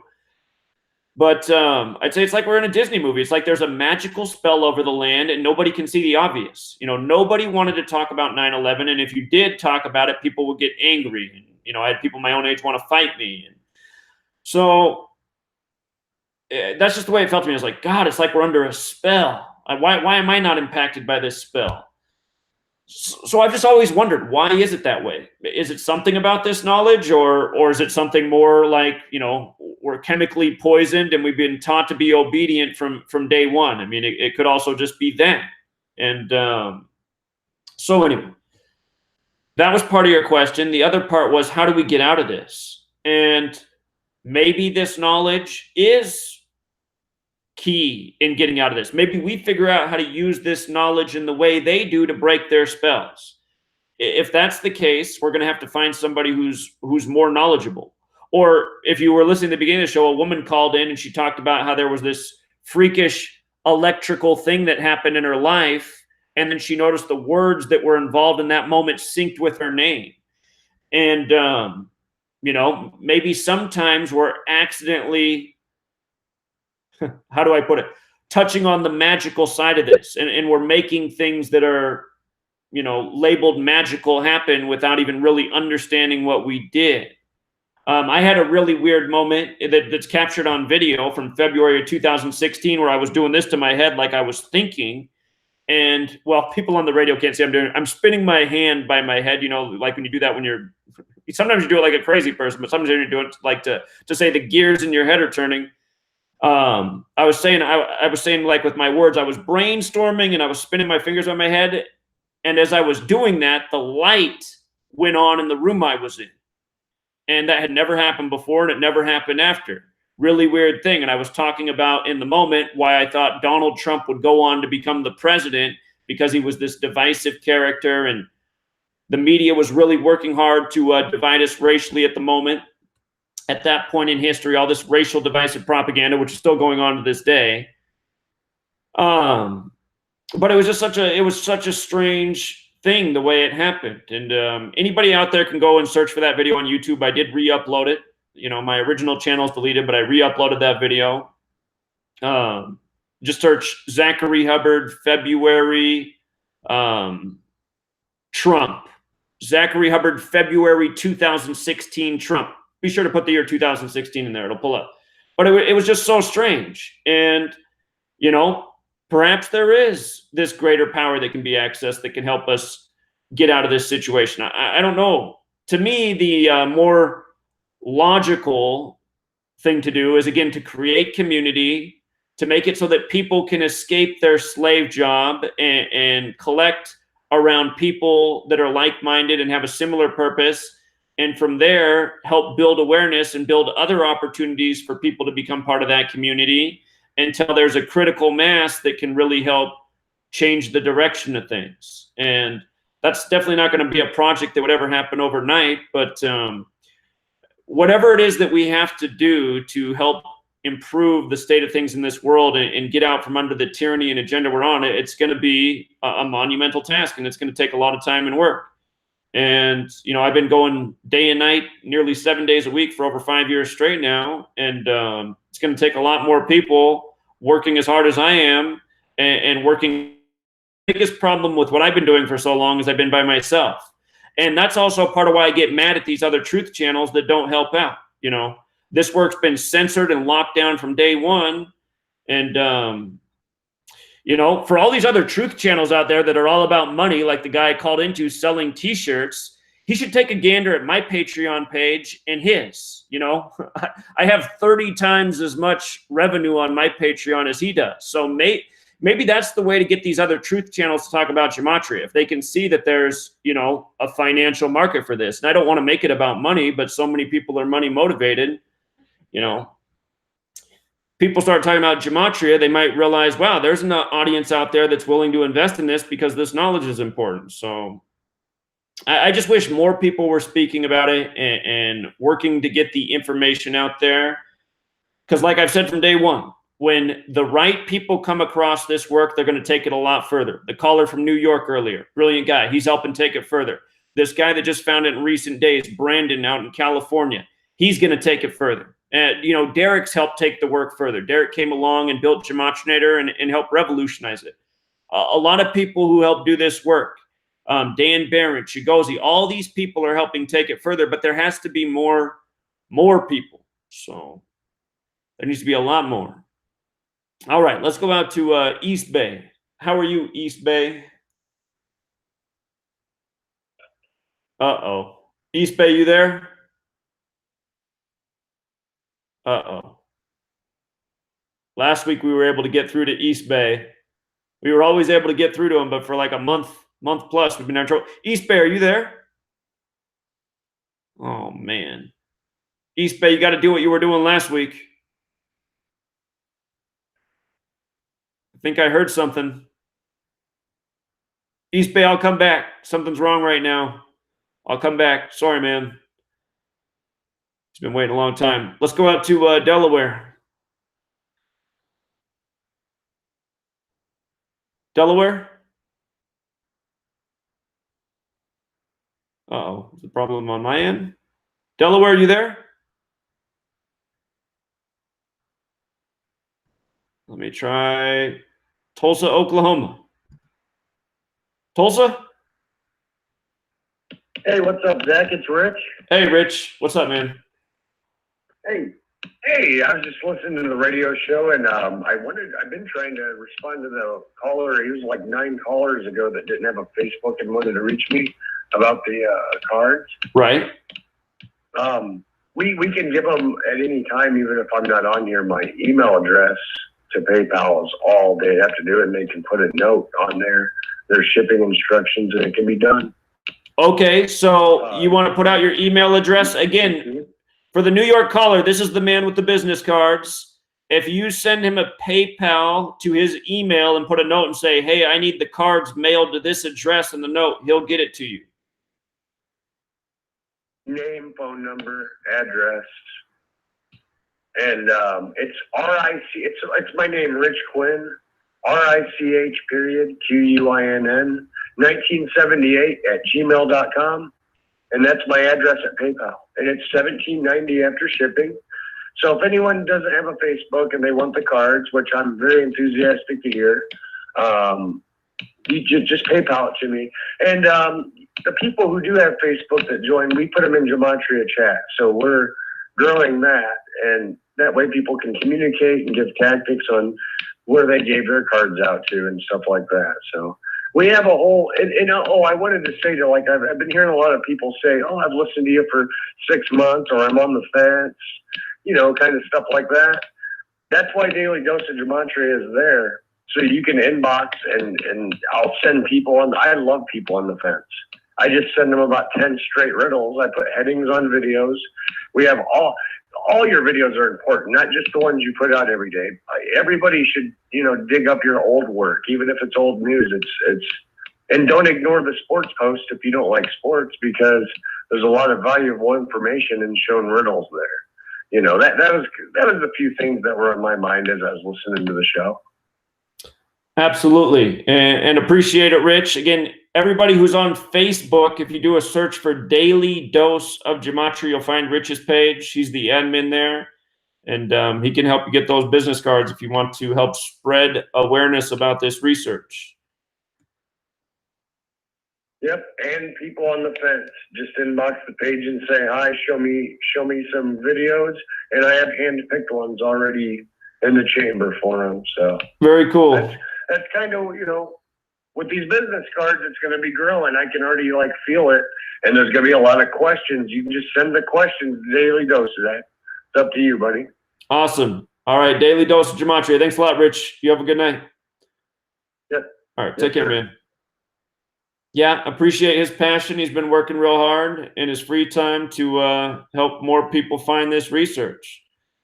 Let's go out to Baltimore, Maryland. How are you, Baltimore?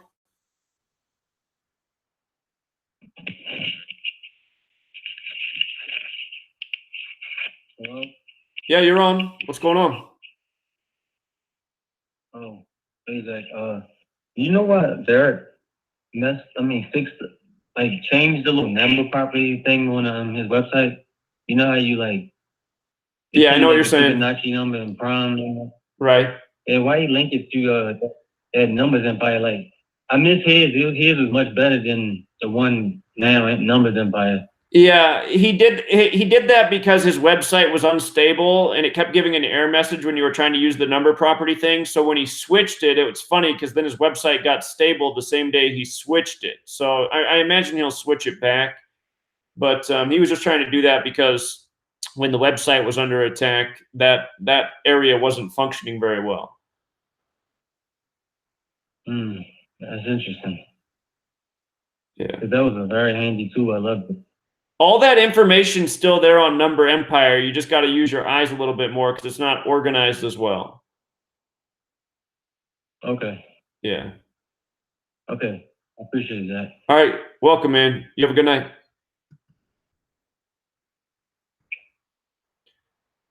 All right. Let's see. Fontana, California. Thanks for calling.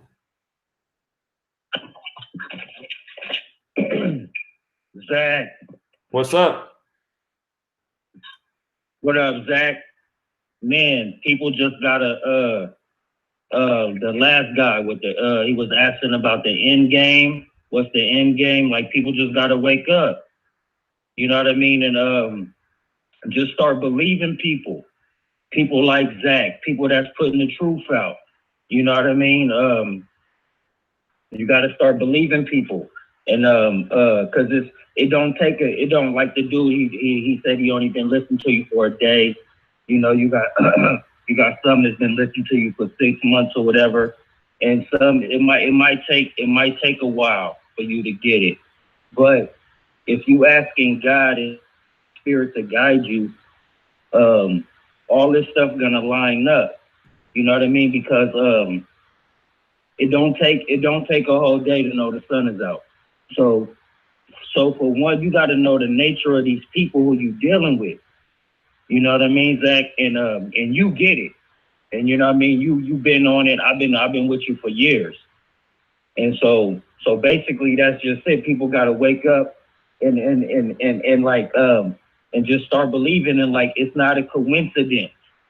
You know what I mean? Because like you could do the numbers, and everybody, you'll come up with information. They'll come up with some truth, and then they'll just go right back to the coincidence, theory.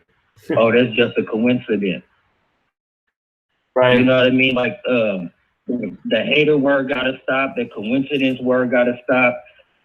Because this is real talk. This is real stuff. This is real life. The numbers. But another thing what you got to do, Zach, is like I wish you could line it up. I wish you had a chart, a moon chart, a star chart, an astrological chart to show what's going on with the numbers, because that's what they dealing with. You know what I mean? The people want to hear the numbers that you keep talking, and they hearing the numbers, and that's all they hearing. And even I tell people every day, I spread your videos all, and people be like, man, that dude is reaching. He reaching. Yeah, he reaching, but the numbers don't lie. People lie. All them, men, women lie. The numbers don't lie. It's right there. That's what Zach is showing you. You feel me? So the letters line up with the numbers. Exactly what he's showing you, but people not getting it. But these people, these Jewish people and all that, the Jesuits, they dealing with astrological things too, with these numbers and on these days. That's why these things gotta happen on these certain days. Right. You feel me? Oh, you're absolutely right. You're 100% right. That's why we got to have a community, because if I had an astrology expert next to me, we'd be connecting a lot more dots. But even without astrology, I mean, nobody could ever say I'm reaching honestly, because it's like right now there's an emerging headline that about the Tallahassee shooting. We got an update in the Tallahassee yoga shooting. So that shooting was November 2nd. From November 2nd to today is 103 days later. What's Tallahassee equal with just the alphabetic order? It equals 103. And what's today, the 44th day of the year, the number that's always encoded in these shootings, shooting 44. So every single day, it's just every headline that emerges. You can just quickly just punch in the keyword in Gematria. You can just say, oh, Tallahassee 103. We get an update on the shooting 103 days later. And it's like this every single day, every day, every headline. Every day. Exactly. And that's why, like, see, like Tupac, he's the one, he bust all this open for me. You know what I mean? Like, I watched you too when you was talking about, you used to go to the warehouse and then you look on the board. That's why I know you was telling the truth. Because you go out there and you look on the board and you know what day it's coming out. And then it took you so many times to keep going back, and then they kept pushing it back to release it on that certain Oh, day. shoot. Hey, caller, we're going to commercial right now. Sit tight. We'll be right back. Hold you over the break. All right.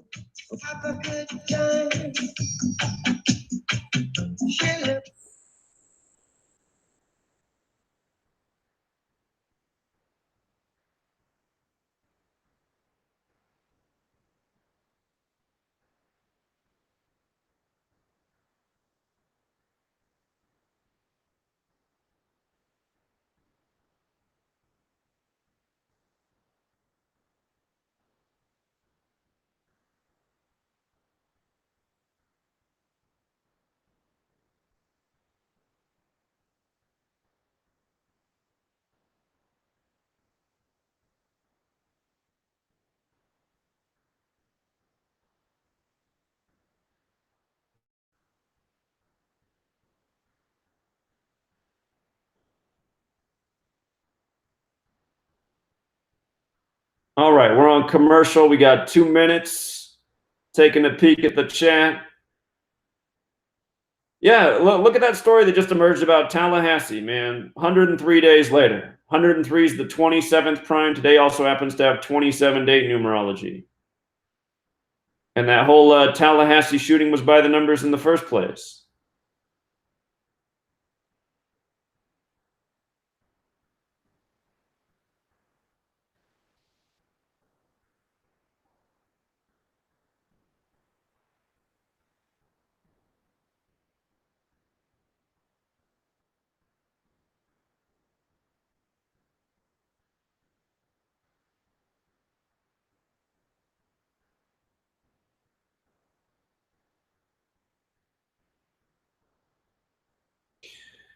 I see people are talking about Waco because we're talking about community. I mean, there's been so many negative stories put out in the media over the years about community. It doesn't have to be like some, weird secret community. It could just be like, look, here's what we're doing here.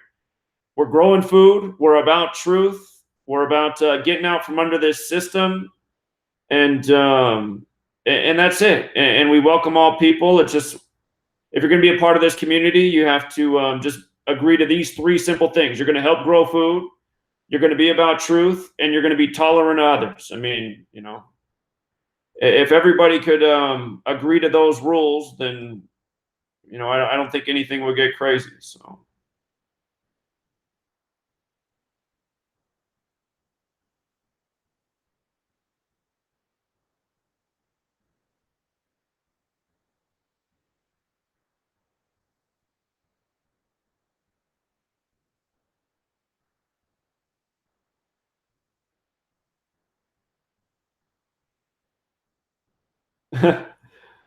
Well, if we had a community, we could grow a cash crop, We could figure out a way to sustain the community with, maybe something like hemp or even the old MJ. We could make some CBD medicine.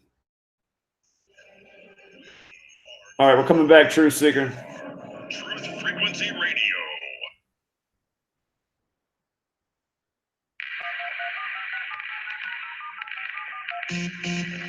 Condition orange. Condition orange. Situation delta in effect. Please enter your agent number now, followed by the hash key. We have to create culture. Don't watch TV. Don't read magazines. Don't even listen to NPR. Time comes when silence is betrayal. More for themselves and less for everybody else. But I'll tell you what they don't want. They don't want a population of citizens capable of critical thinking. They don't want well-informed, well-educated people capable of critical thinking. They're not interested in that. That doesn't help them. Think for yourself. Question authority.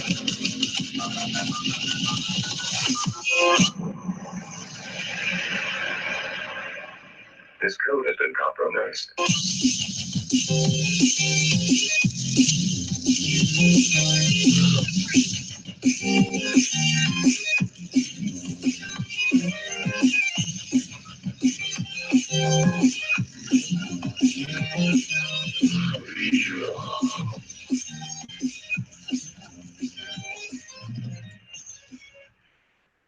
We're back, Truth Seeker. This is the Gematria Effect. We got an hour left. We are taking your calls. If you want to phone in tonight, the number is 213-233-3998. There's only 4 people on hold, so good time to phone in if you want to be a first-time caller. Go back out to Fontana, California. He got interrupted by the commercial break.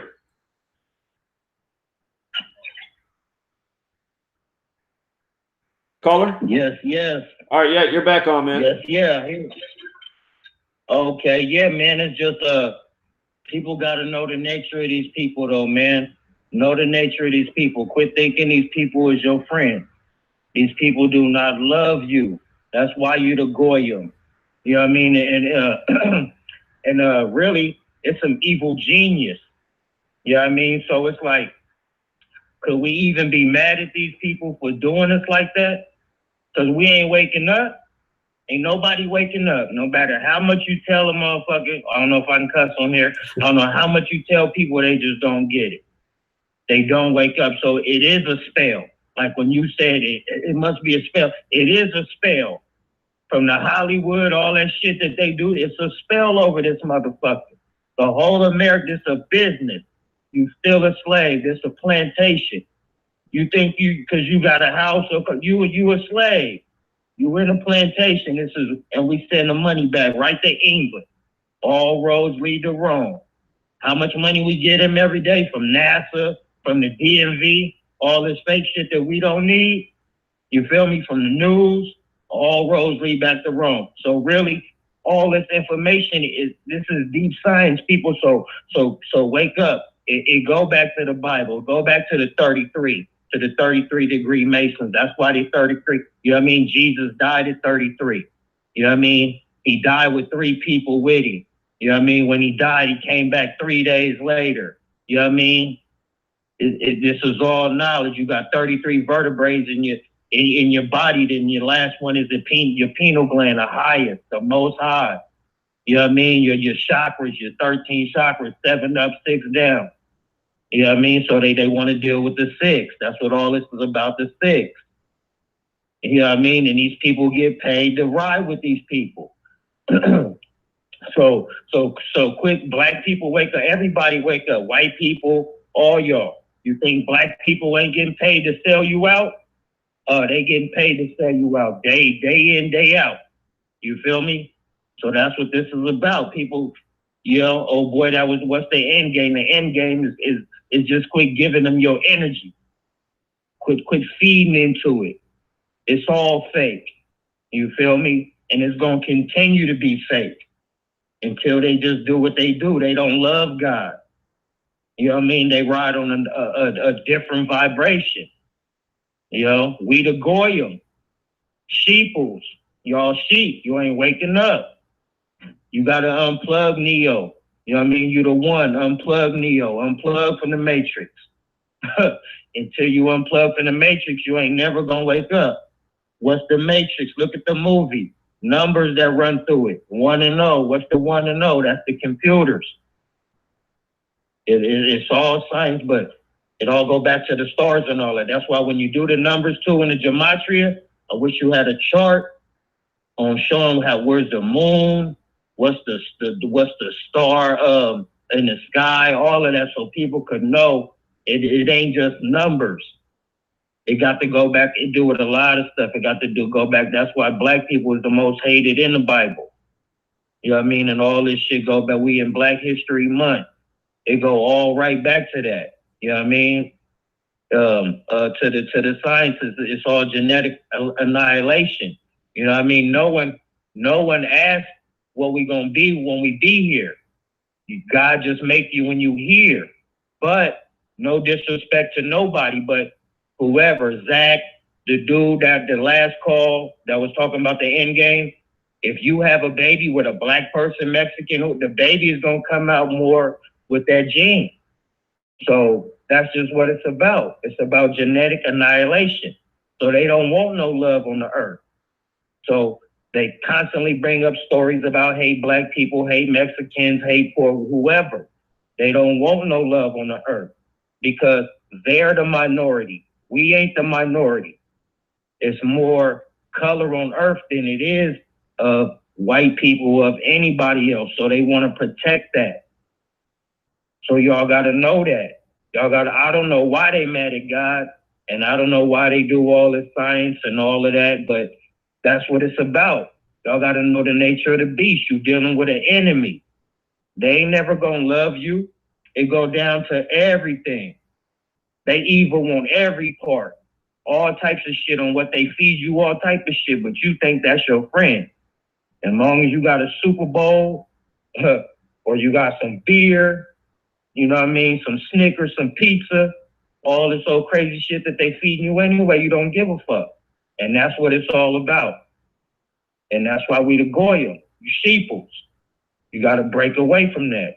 You know what I mean? But read the Bible, read all that. You know what I mean? Go after them sheep. You know what I mean? Get them sheep like Zach, truth seekers. You know what I mean? Go get them, because that's what your job is.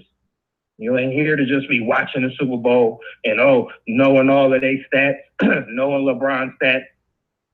Know these people's stats when they show you. Know them Jewish stats, the 33rd day. Know that it was 3 all game. Then when they brought the other 3, that was the 33. You feel me? When they kicked the first field goal from the 53rd yard line on the 53rd Super Bowl. And the only touchdown was scored at the 53rd minute of the game. Exactly. And then when they scored the last field goal, it was on the 41st yard line. The 41, yeah. 41, all of that. So, come on now, y'all. You got to wake up, y'all. Come on, how long we going to be asleep? Till Jesus come back? Right. This is funny, man. It is a spell. It's a spell over this mug. You feel me? It ain't nobody waking up. Absolutely. Caller, I really appreciate it. Hey, next time you call in, I didn't want to stop you because, you had your thing going. Just realize when you call into this radio show, you're not supposed to cuss, because when they go through and edit, they're gonna have to take out the swears, because that's the TFR rule. But I appreciate your call and passion. I just wanted to let it be. Yep. Okay, Zach, 100, man. You know you the one. All right, appreciate it, friend. Thank you for your message. You have a good night. You too, Zach, 100, true seeker. All right, take care, man. Appreciate it. You guys, that's part of, okay, so what he's saying is right on. They got the whole world just too comfortable. They're entertained. Yeah. A woman called me and she said, what do you think it's going to take for people to wake up? I said, well, I think for most people, they got to be less comfortable. And she said, well, what's that mean? I said, I don't know, maybe being hungry, not having access to food, not having a roof over their head. I mean, I think ultimately, if people can eat and they got a roof, the human nature is, they don't really need much more. If they're eating and they got a roof over the head, something to entertain them. I mean, all roads go back to Rome. They used to entertain people back then to keep them in line. Nothing's different today. So, and for most of us who are awake, it's because something bad happened to us in our life. Maybe we were born in a bad situation. Maybe something really bad happened to us. You hear it all the time. The person who woke up is when they were at a low point in their life, or they came in to the world and have been living at a low point. You know, most people who haven't had to suffer or struggle in any way, you know, they're just, you know, essentially living on cloud nine. They haven't really had to think about things. You know, they don't want to get out of their comfort zone. So the problem is, as a global population, as a human network, if we don't wake up, we're going to be driven off a cliff eventually. You know, those Georgia Guidestones, I don't think they were just put there for trivial reasons. That thing about maintain the Earth's population at 500 million, if you don't know what the Georgia Guidestones are, you better look them up. 10 massive stone pillars put there on March 22nd, 322, and out of the 10 rules, none of them are so bad except for that first one. That first one's very strange. Maintain the Earth's population at 500 million. And, you know, the way we are as a society, we're dependent on other people. We don't have local agriculture. We depend on the system, you know, grocery stores, semis to traffic our food in. If anybody ever pulled the switch on this system, a lot of us, you know, we'd be up the, what do they call that? The S Creek without a paddle. So, you know, you're probably going to want to be Amish in that world. And that's just another reason to think about why we need to reestablish local community and have local agriculture. Because if anybody ever pulled the switch on us, we'd be in trouble because we don't have food and we don't have community. So those are the things that we're going to need in the future to survive in terms of what's been foreshadowed anyway, what's been put out in front of our face. And that's something we all understand who are awake. The people who play these games with us, they put it out there what their future plans are. They don't give you the date, but they say, you know, we're cluing you in. It's going to be coming, so you just be prepared there. All right, let's go out to Tennessee. Tennessee, how are you? Hey, Zach, what's up, man? Hey, thanks for calling. Hey, but I don't know, so many talking points. What's the going on tonight? Pretty much open mic night? It's open mic night. I didn't have a theme. Whatever you want to talk about. Okay. Well, no, I like what's been going on, man. Just this current running theme I'm hearing for the last hour about the spell. Some of the other callers, I've talked about it before. I've listened to you probably since 2016 late. I do agree with the fact that I had a traumatic event in 2012, which was a divorce. So basically, you know, if you're living your life, you're working your 40 hours a week, you're catching your paycheck, you're watching your football, playing your fantasy football. Next thing you know, you come home to an empty house, you know, no family, no kids. And then, yeah, I ended up homeless. And, yeah, it's been pretty rough. So I agree with the fact with you or some of the other callers talking about you got to hit a tipping point in your life. Obviously, other tipping points are different for other people, obviously. So I'm not taking away from anybody else's or giving anything to mine.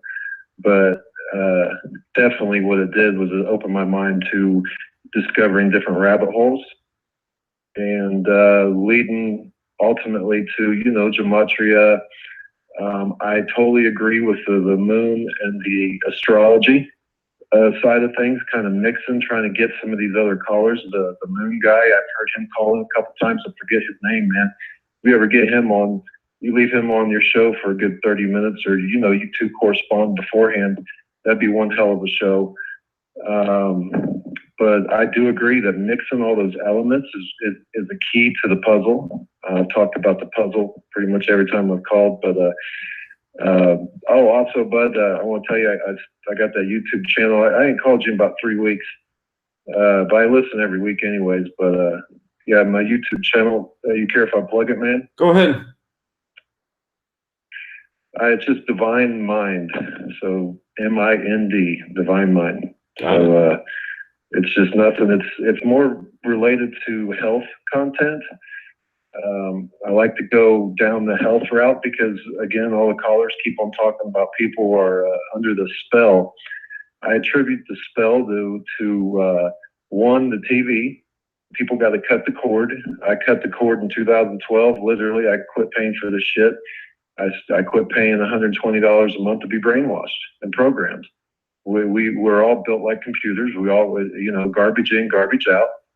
So we can be programmed. So if you cut the cord, get rid of the TV. You also forget. People don't remember. You jump in a car. 90% of the content in the United States is done by radio. So people got to be aware of what you're watching on the radio, listening to on the radio. Right. But, because if you just listen to that crap, those magic spells that they got out there, that's what this all ties into. It's the magic spells with the music. It's the magic spells with Hollywood. Look what Hollywood is.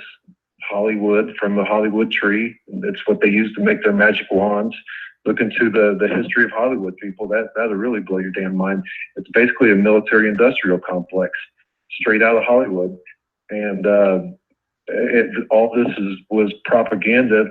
Started in the early 20s with Disney. When Disney started his business in 1923, all this stuff started. He had his hands in JPL. He had his hands in NASA. This all leads into this. And each year they manufacture something different. It takes about 10 to 12 years to change a mindset of a up and coming culture. So, along the side of being brainwashed, you've got the health and the food, and that's where we're being chemically assassinated. We're being chemically castrated. You look what fluoride does to the pineal gland, the third eye. People, look that up. The third eye, what happens to your pineal gland over fluoridation over the years of eating food fluoridated, washing yourself with fluoridated water, and cooking with fluoridated water. It calcifies. This is why we have the problem. Absolutely. And you got to look to see what that actually does and what the true meaning behind and what the use is, the pineal gland. Everything, if we were made to be opened up, people, we've been born with the zipper. We eat to live, we eat to die. So that's Dr. Sebi. People look into him. Dr. Sebi, S-E-B-I. He died, unfortunately. Amazing guy. He could heal anything. But you've got to start with your own health. Change your health. Decalcify the pineal gland. Chelate your body. Detoxify your body. Fast, people. Fast. It's okay not to eat 40 days. Hey, go as long as you can. But fasting resets the body. It's just like Control Alt Delete on a computer. It's basically pulling the plug and resystem, reboot your body, man. This is what this is all about. So this is where you start to get into that divine mindset. Not for a shameless plug there, but it's just you decalcify, you detoxify. You get a lot of those heavy toxicity, the heavy metals that we accumulate, the aluminums, the bariums, the stuff that we breathe in, the stuff that we're taking. If we can chelate our body, I'm telling you, that right there, it takes, it doesn't matter. As soon as you start, it works. Your body thanks you for it. But over the course of 30, 60, 90 days, your body will thank you. And if you try to revert back to what you used to do, your body will hate you for it and you will get sick. So, go 6 months without eating McDonald's and see what happens when you eat that damn Big Mac 6 months later. You'll be sick for a week. Absolutely. And I know this. Well, I know this because I've lived it. I've done this. I was 280 pounds. I'm down to 200. This is just, me trial and error. This is me doing what, everything I've said, I've done myself and I've had other people do. So again, again, great show.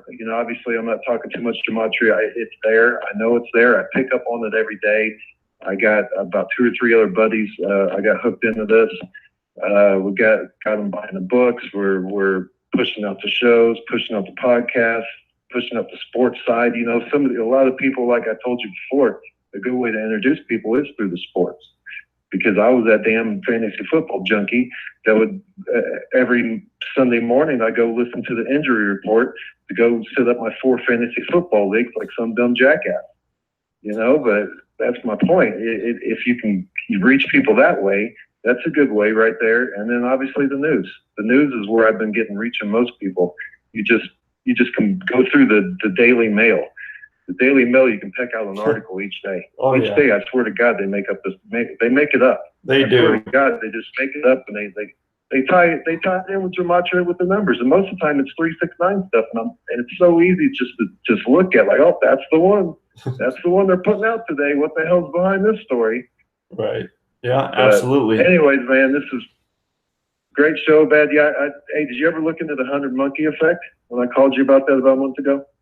Yes, I did. And again, that's also expressed in the Malcolm Gladwell book about how a small population starts doing something somewhere in the world and then the whole population picks it up. So, yeah. There we go. Gematria, baby. Appreciate it, man. Great call. So, thanks, bud. Have a good one. All right. Yeah, you too. You take care. All right. Let's see. Next up, Illinois, Roselle. How are you? How you doing, Zach? Doing well, thank you. It's me again, man. How you doing? My name's Jay, by the way. I heard what most of the calls were saying, and I could throw something into it a little bit. I was looking into, I know about William Cooper a little bit. William Cooper is very impressive, and he was the one guy, and I think I was talking to you about The Shining and the symbols behind that, with the whole, the moon situation as to whether or not they win or not. You look into William Cooper and you go on YouTube and type up one of his videos. Let me see what that one was. I can find it. NASA's gravitational anomalies. And he talks about a certain aspect that you talk about with sports gematria. This is basketball, and the thing in basketball, of course, when you go down the court, you go to the hoop, you have to jump and either dunk the ball or you're going for a jump shot. The thing about it was the astronauts couldn't jump that high. And a lot of people they never caught on to that. And the thing is that was the whole thing. If you're on the moon and you have 1/6 gravity of the Earth, you should be jumping a few feet high. At least, like I said, good 5 or 6 feet, even with the equipment on. But they were jumping only about inches, maybe 18, 20 inches. That right there has to put a question mark up, like, okay, why is that?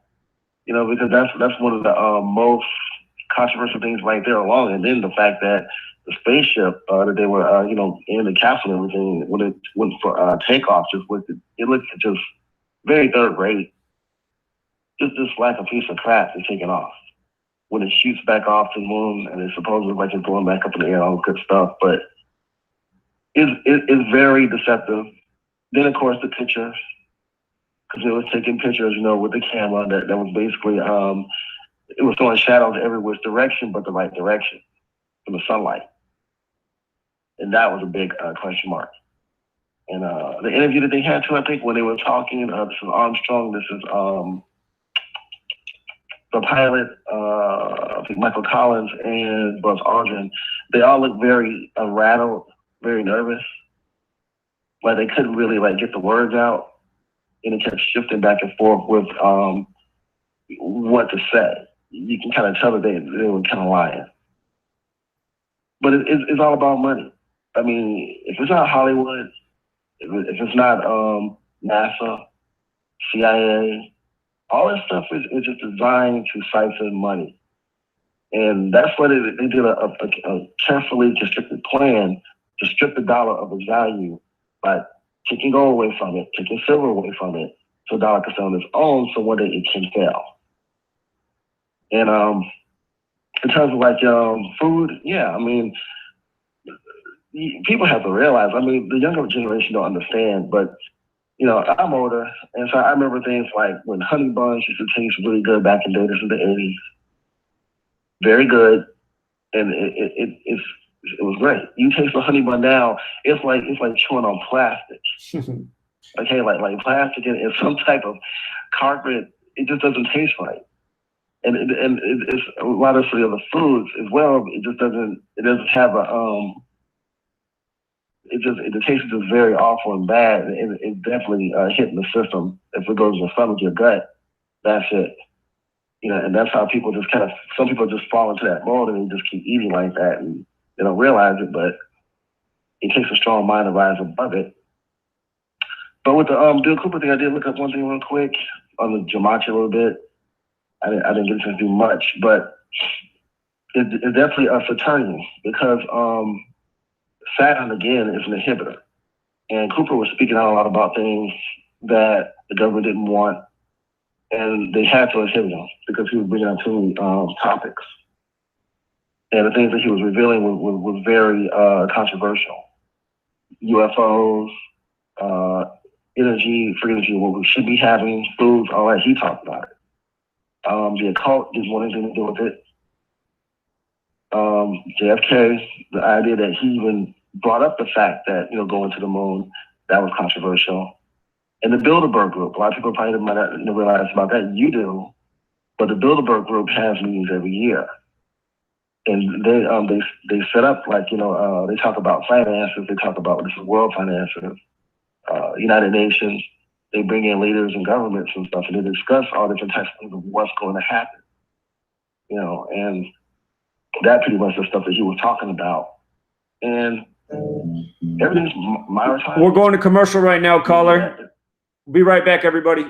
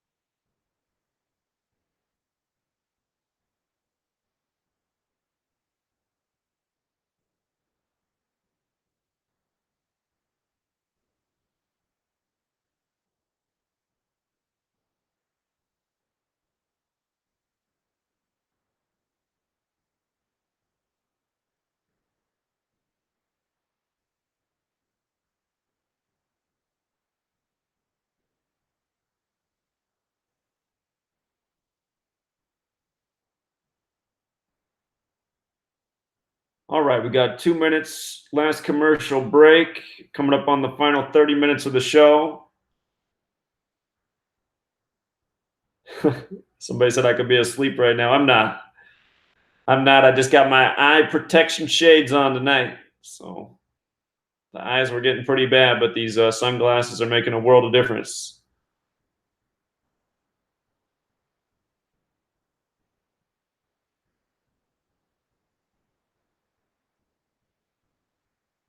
Martin Kenny. That's a new name for me.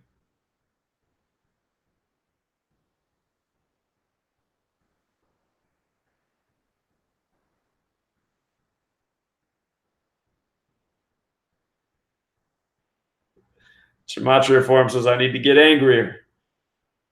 Yeah, I don't rant like I used to because I went through so many channels. So I've been the more politically correct Zach on this channel, and so far it's kept the channel up. I'm not sure if it's that or monetizing the channel, which one's done it, but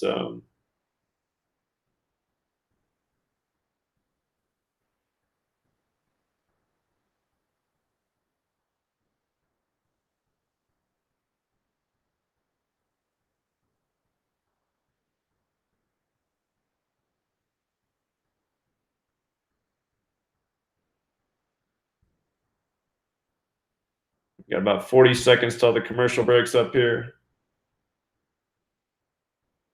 Thanks for supporting on Patreon. I appreciate that. Everyone supporting on Patreon has made a huge difference.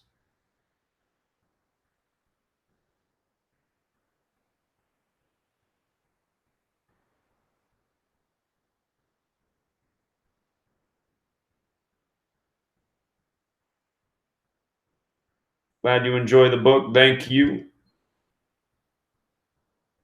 About 10 seconds till the commercial breaks up here.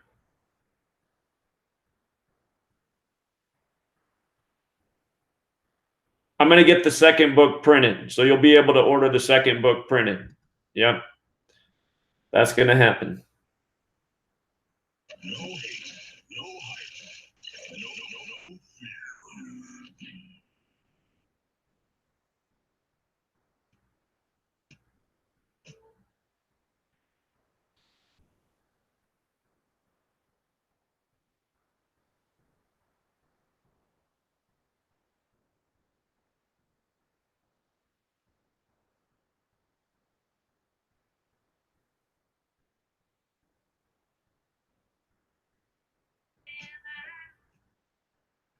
Welcome back, Truth Seeker. We're in the final 30 minutes. The caller in Illinois just got cut off by the commercial.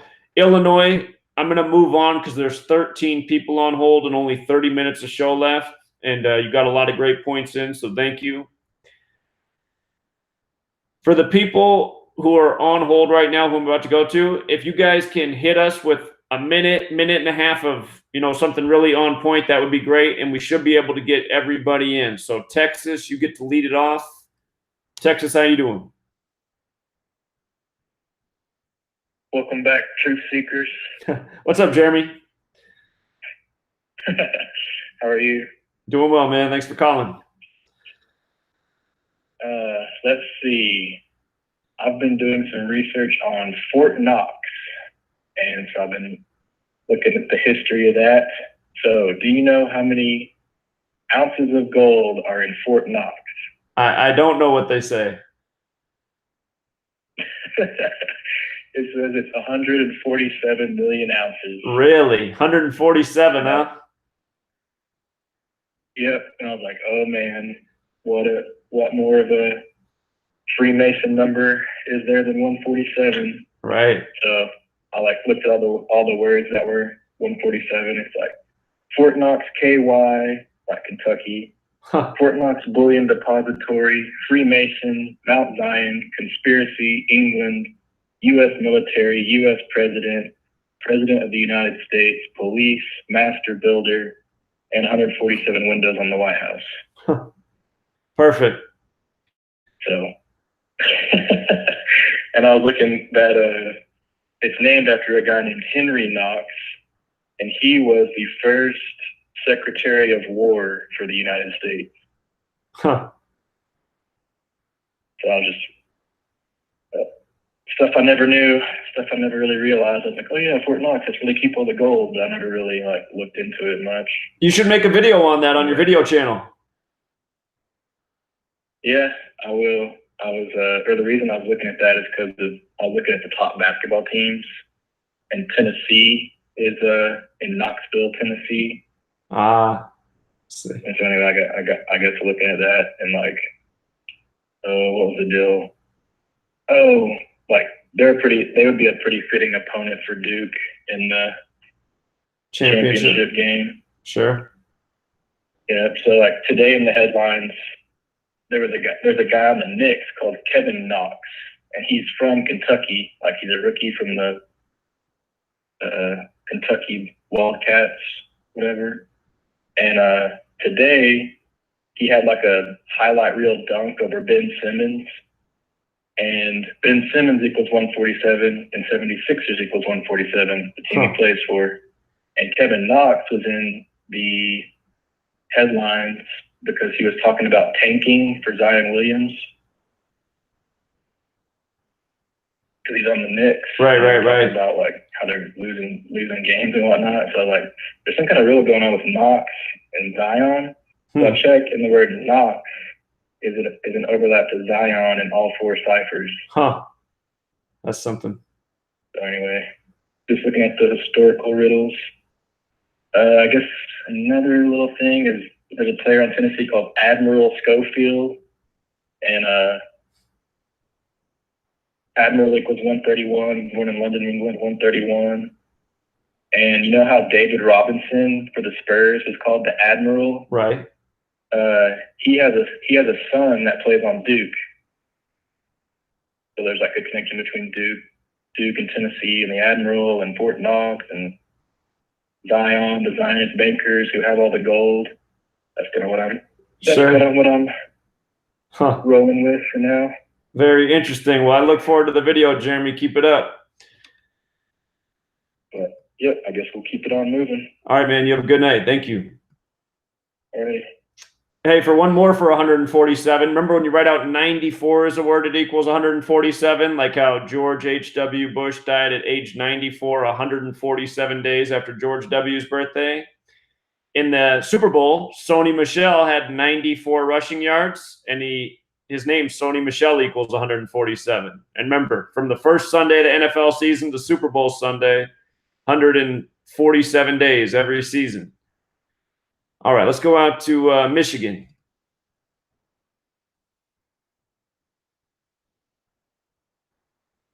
Michigan? Michigan. Wait, maybe I hit the wrong button. Uh-oh, I'm hitting the wrong button. Who did I unmute? Let me try that again. Michigan, are you there? Hi, Zach. Perfect. How are you? I'm good. I'm kind of like acronym Annie here. So I just wanted to give you a little sentence Please. of everything that I kind of brought. Can you hear me okay? Yeah, you're clear. Okay, so like everything I kind of take in tonight, I kind of put in a little sentence and I kind of make acronyms out of the words. So the sentence is Mason symbols together divided the compass trade. So the first word is Mason, manipulative agenda, seeing only negativity, symbols, schooling youth, making boys our ladies secretly, together. Today, our God enters the heart-ending rhetoric. Divided, demonic intervention varies individually, deepening experienced dedication. The truth heals evil. Compass, collectivism obviously manipulates people's assessments, starting skepticism. Trade, temple, restoration allows divine intervention. That's all I got. Very interesting. Thank you. Thank you. Hey, Zach. Hello. You got a twofer. I just wanted to chime in and let you know I've been listening to you for about 2 years, and I kind of accidentally found you on TFR, on the phone, on replays, and I gotta tell you, brother, the first time I heard you, I knew what you were saying was the gospel. I'm a student of Dr. Joel Wallach. There was a commercial on here, this last commercial break, Sergeant Jim Ram. He's a friend of mine. He follows Dr. Wallach. Everything he says is spot on. So the brother talking about the health, that's all spot on stuff. And I kind of had some similar revelations that he had. And but the brother earlier talking about people not being awake. I am finding more and more people awake. It seems like people are waking up. I don't know about if they're waking up to your stuff, but more and more people are discovering this, left-right paradigm. People want a savior. They want Trump to be that savior. I don't know. I hear you with your numbers, and I believe you. I don't believe anybody can get into that, selection and really be, for the people. Because it ain't about us. So we do got to prepare. I don't want to take up any more time. I don't have any decodes, but I do hear what you're saying, and I get it. I got it from day one. So some of us, don't have to have a lot of, I don't know if it's because I don't have a lot of sight left, but I do have some vision. But yeah, I get it, brother, and you are nailing it. So you keep up the good work, and we will see you next week. Thank you, sir. Appreciate it so much. Thank you and your wife. You both have a good evening. Thank you. All right, let's keep it moving from Michigan to next door, Wisconsin. How are you, Wisconsin? All right, hey Zach. Couple quick hits tonight, if I could get my words. I don't know if this was covered, but it's super interesting in Jewish gematria. I found for the conference championships, that being football, that Super Bowl 53, when you write it out as a word, 53, equals 2,126. And that might ring a bell because the Rams, I noticed, could fall 21-26 in the playoffs if they lost the Super Bowl. So that just further proves that Jewish gematria is of utmost importance. I started a blog last week. I wanna plug it here, but I'm having difficulties putting pictures up, like screenshots. So hopefully I get that figured out. Right now it's just you'll have to, whoever sees it needs to take my word for it, maybe check it themselves. But so I'll plug that real quick, and then I have one more thing to say about my one blog post. It is lighting up the script, and it's at Blogspot. Okay, perfect. So I covered the Milwaukee police officer that got shot a couple weeks ago, a week and a half maybe. I know Derek did a lot of work. Did you do anything on that? I don't think I covered that story. Okay, Derek did just an amazing, maybe 2 different posts on it, but it was on 2/6, and the suspect was a 26-year-old named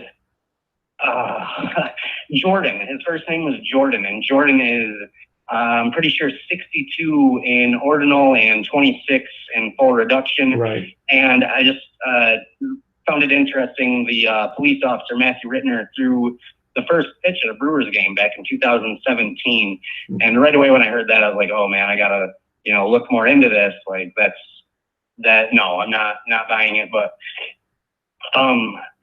the Brewers pitcher that day, he was the losing pitcher, but Zach Davies, he turned 26 the day after the shooting, and it was the day they released the mugshot of this Jordan character, and I thought that was super interesting and just another piece of the puzzle. I will look into it. Great observations.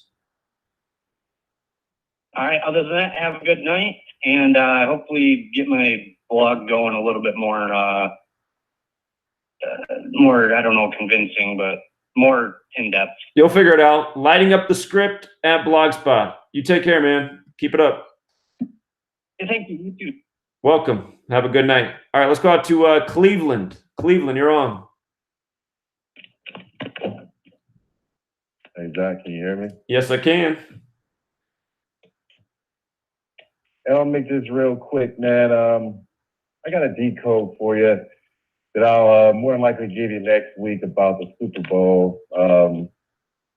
That day changed my life forever, believe it or not. But real quick, man, the first king of Israel was Saul.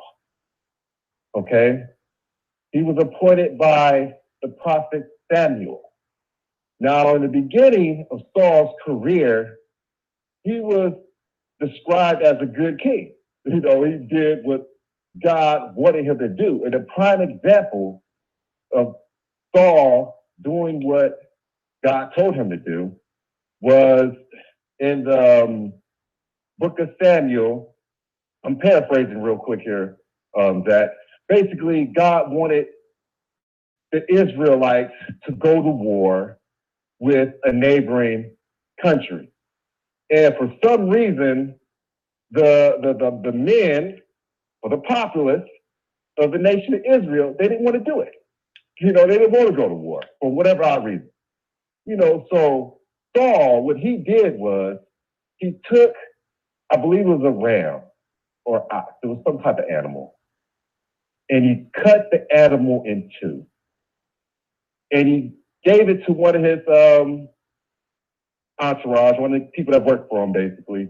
And his statement was, you take this animal that I just cut in half, and you take it all throughout the nation, and you show it to every man, and you tell them, when you show them this ram, that if y'all don't stand up and come and fight with me against this neighboring king like God wants us to do, then guess what? You are going to turn into this ram that you see cut in half.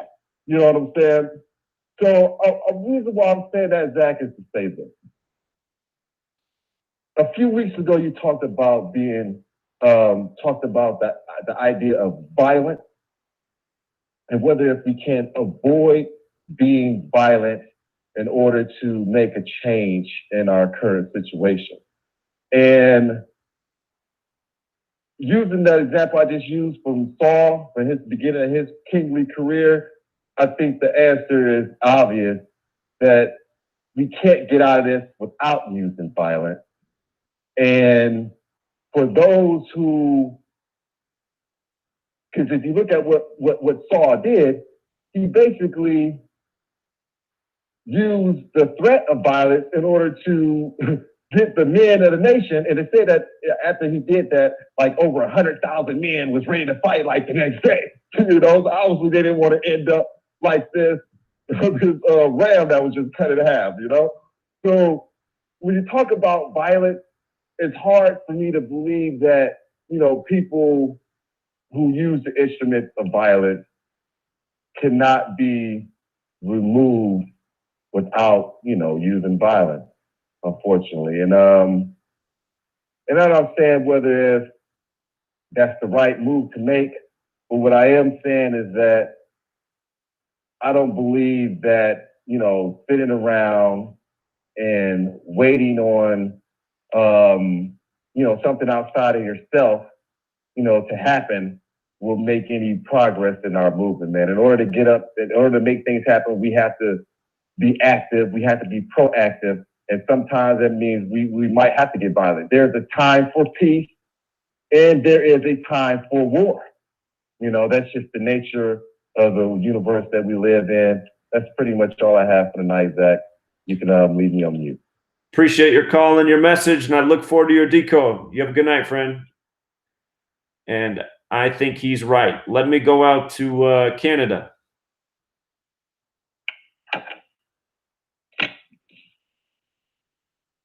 Canada? Yes, from Quebec. Hey, how we doing? Fantastic. Great. How about you? Doing well, thanks. What's on your mind tonight? Well, I wasn't expecting to get online tonight. I was just listening. I'm not familiar that much with Gematria. However, I'm French, so sorry for my French. And but my one of my love used to be acquainted with numerology, so I guess it's in the same realm. But you got me off guard now. But I just want to say that I don't agree with the last caller, and I don't think that the NASA bullshit is about money. I think it's more about hiding the creator, because I'm honorific flat earther. I don't believe nobody went to the moon, because it doesn't look like a ball spinning in space, that's for sure. I don't have any decode like your other callers. I am not that good with numbers. I'm completely blind. But I used to have perfect vision, but I'm sure that nobody went to the moon.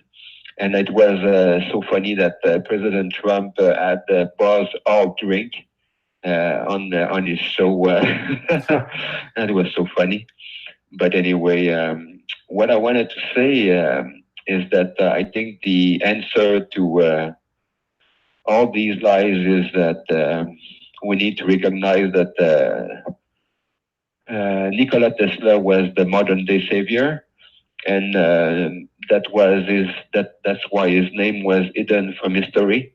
And when we get him finally recognized by the entire population of the world, Einstein will fall, so will gravity and the theory of evolution, and you know, that we came out of the butt of a monkey, and the miracle of life came out of an explosion. Makes no sense. Nothing can come out of an explosion, only destruction. So I think 2019 will be a good year for truth, and thanks for your show. You're bringing some good guests, and can't wait to hear more about Gematria. Well, thank you for tuning in and listening. I appreciate you being a first-time caller and getting your voice out there. So I hope we hear from you again. And it was a pleasure. You have a good evening. Hey, bye. All right, take care. All right, let's go on to California. How are you, California? Hey, Zach, how's it going? It's going well. Thanks for calling. Yeah, I just wanted to bring up real quick. Did you hear about the Richmond Bridge? The Richmond Bridge. Yeah, it had a had falling some concrete, damage and it shut down the traffic. Yeah, the name of the bridge equals 206, and that happened 206 days from the anniversary of the bridge being open. Oh, that's right. Yeah. I think it might have happened on February 6th too. I'd have to go back and look. It might have. Yeah. Yeah. It was about a week ago. Actually, it was either the 6th or the 7th. Okay. Yeah. Did you? I didn't know if you covered that yet. I did. Yeah. Okay. All right. Yep. Yeah. I just wanted to bring that up. I would be real brief. Well, I appreciate it. Yeah, it's a good observation. People should know about it. A bridge ritual in recent days. All right. Have a good one, Zach. Yeah, you too. Have a good night. All right, let's go out to West Virginia. Hey, Zach. Quick question. Do you know if Werner von Braun was a Freemason? I do not know. I know he was German SS Nazi, German, during Operation Paperclip. But Space Force that Trump was talking about and probably already enacted. Werner von Braun told Carol Robin she has to stop the weaponization of space. Why would you think that someone high up like Werner von Braun or NASA would say to stop the weaponization of space? Any opinion on that? Well, I mean, it's a big topic, but I'm going to save that one for another night just because it's a big conversation. We're down to 2 minutes here, man. Okay. I appreciate it, Zach. Go ahead and grab another one. All right. Thank you. You have a good night. Yeah, that's a big topic right there. Let's go out to California. Hey, Zach, how's it going? Brandon here. Hey, thanks for calling, Brandon. Yes, sir.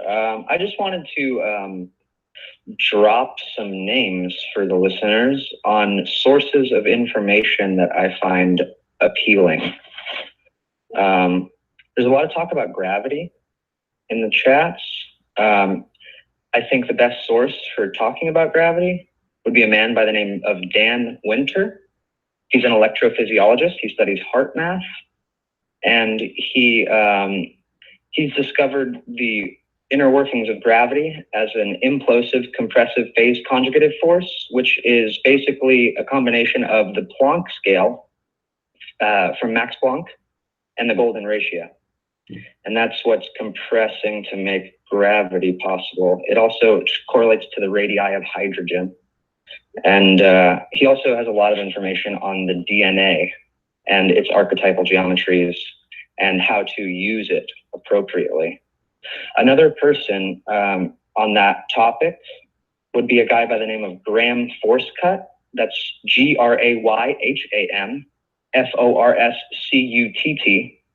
Graham Forscutt. What he does is he is a remote viewer and he explores sub-Planck space. And he's the penultimate person for sacred geometry because it's all about phi ratio tetrabonded unfolding spirals. And he's the guy for the real sacred geometry. None of that hex stuff. It's all about the phyllotaxis, the fives. That's why we have 5 fingers and 5 toes and 5 appendages coming off of our torso, because it's fractal, unlike carbon, which is not, it's a cage. The 6 protons, 6 electrons, and 6 neutrons of carbon, we are carbon-based life forms. That is the cage. I really think everyone should definitely watch a documentary called War Castles. That's : war -castles, period. That is a really great explanation of how the bankruptcy of the United States has determined all of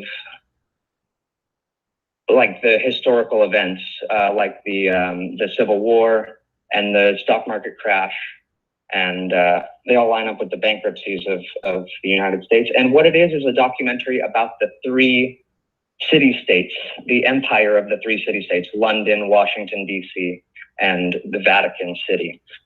And it explains Vatican in depth and what they actually do, which, again, Vatican is not a religion. Vatican is Rome, and all roads lead to Rome. And what that means is that all shipping lanes, all commerce on planet Earth goes through the Vatican. And what they have done is they have captured time with the Gregorian calendar, which is why they have gargoyles holding hourglasses horizontally at the Vatican. And Caller, we reached the end of the show. Everybody will be back next week. Thank you so much. Wish that call didn't get cut off. It was going somewhere brilliant, but I'm sure we'll hear from Brandon on the Patreon this week. Take care, everybody. Have a good night. Thank you again. Till next time, Truth Seekers.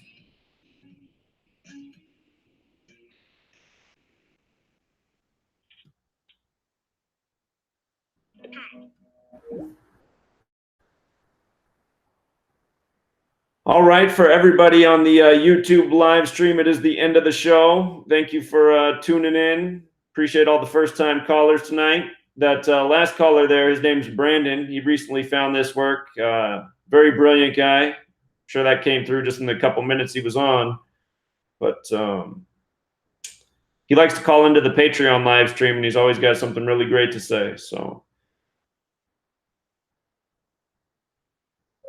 Oh, I'd like to stay on, man, but I do got to rest. I have a, the eyes aren't all the way better. These are making a big difference, but I got to take care of these eyeballs.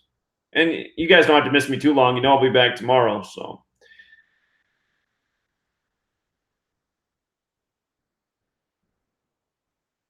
All right, you guys, appreciate all of you. And